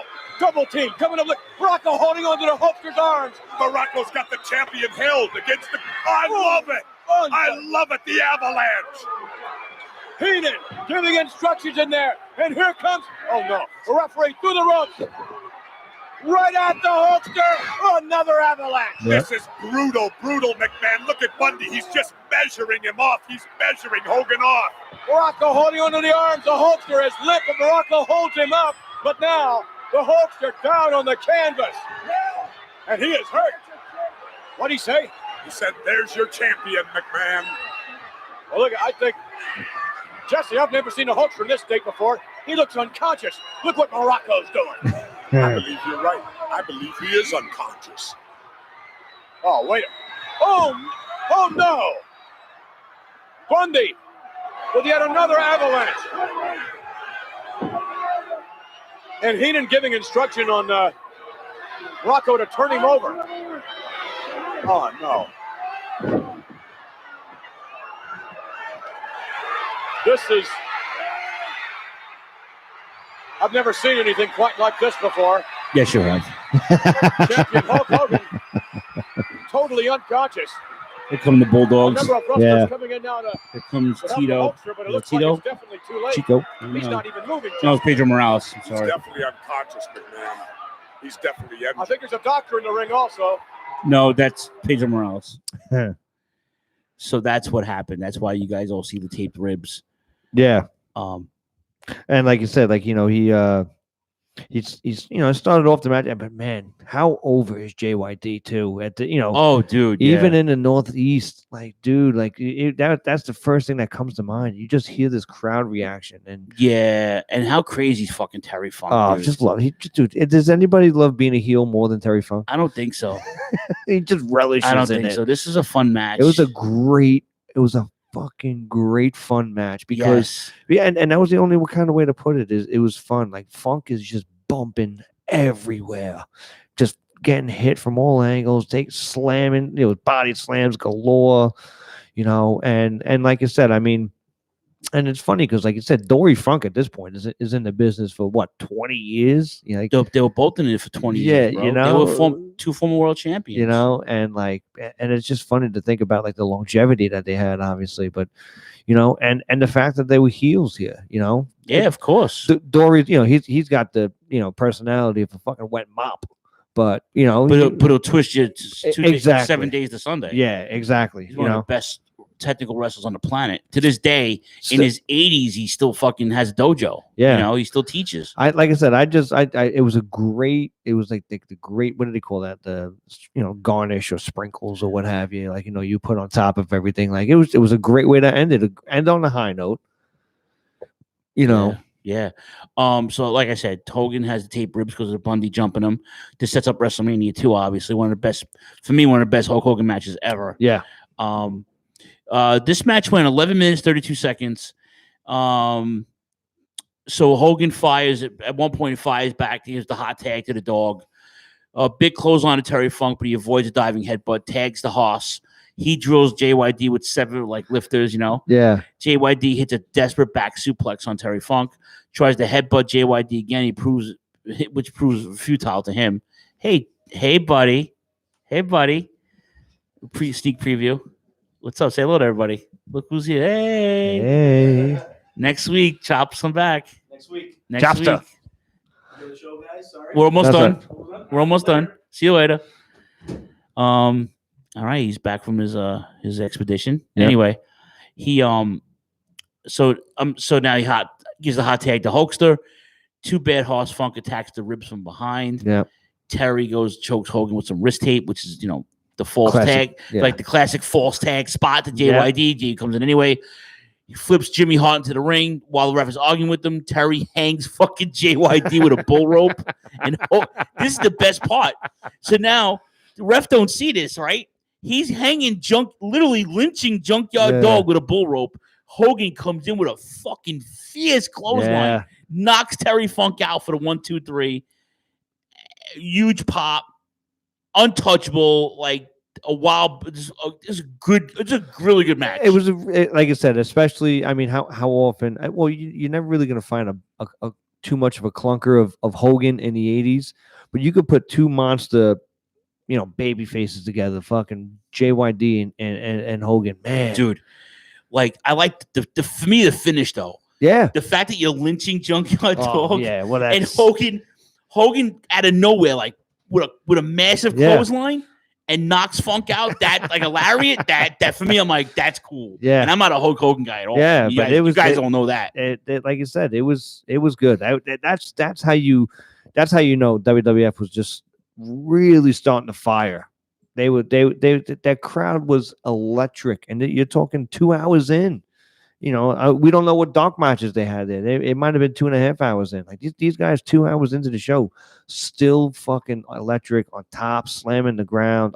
It was good. It was good. If you get a chance, it's on the network. It's on the network, and if you don't have the network, and you want to watch the Steamboat Brett match, that's on the Brett DVD. Yeah.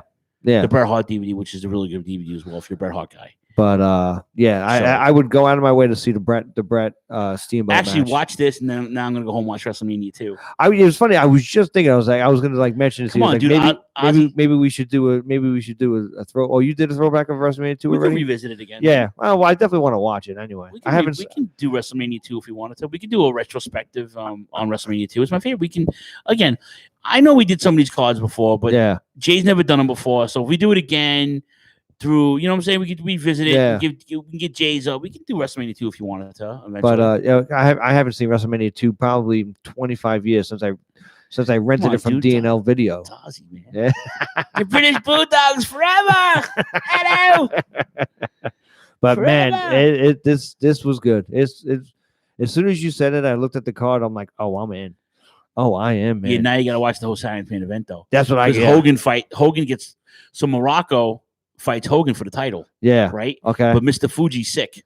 Fuji's in the back with a fucking bag over his head with a thermometer. He's all jacked up. Bobby Heenan comes out and's like, I'll manage you for tonight. Yeah. Because Fuji's like, in his infinite Asian wisdom, Mr. Fuji sends me the greatest manager of all time, Bobby the Brain Heenan. I'm like, yes. Well, it was anything to go against Hogan, right? Yeah, because he needed somebody in his corner. Yeah, and then and then Bundy was like, I want Hogan now. And Bundy was in the building all night calling Hogan out. Yeah. So this is perfect. Oh yeah, I definitely got to be watching that. And then you have when you got WrestleMania 2, you have Elvira, Jesse Ventura on commentary. In New York, you have Vince McMahon and Susan St. James. Yeah. And then in Chicago, you have Gorilla Monsoon and fucking and Mean Gene. Yeah. Mean Gene did a lot of commentary too. Well, especially for these house shows too. And the house shows too. It was usually him and Gorilla. Right? Yeah. No. Yeah. It was fun. It was funny, even like seeing like Jim the Anvil. I remember him doing some color, in the early 90s. Sure. A lot of guys did. Him, Savage. Yep. Yeah, absolutely. So, but man, we were saying we were gonna go long 2.5 hours again. So it is what it is, man. Hey, I'm telling you, could be worse things to be doing, right? Yeah, that crack habit I gave up in the 90s. Anyway. Please, thank you guys very much for listening. Yeah, man. Thank you for letting us carry on about the fucking coronavirus. Yeah. Well, hopefully next week we won't be talking about it. I don't think so. But... Hopefully we'll have some good news next week and people are getting well and this virus gets under control, and we have Choppy back next week. We have Choppy back. We have things to look forward to. So we have Chops to look. We'll go long again next week. Absolutely. This is shit. It's our show. We'll do whatever the fuck we want. Guys, you know all the social media gimmicks. Patreon.com/Turnbuckle Throwbacks. We also have t-shirts. Yep. There was something wrong with the website. I don't know. You're only getting a couple of matches. I mean, a couple of minutes of the throwback last week. I don't know what happened. But do me a favor, just any feedback, please. Don't be shy. Yeah, let us know. This way we can fix it. We don't have to worry. Yeah, it's all good. And I think that's it, right, Jay? I think that's it. Thanks for hanging out with us, guys. Really appreciate it. Yeah. All right, you're the best. I don't care what the Choppy says about you. Say goodnight, Gracie. Good night, Gracie.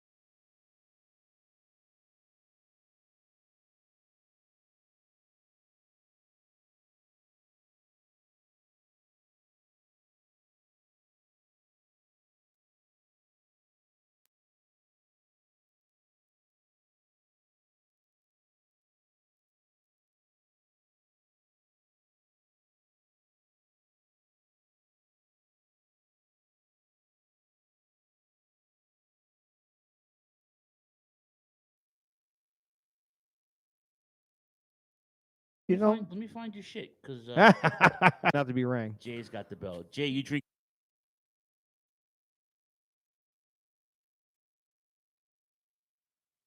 Okay, how are we doing that without without infecting my fucking fleet that I'm more sodium sulfate in it? It's got.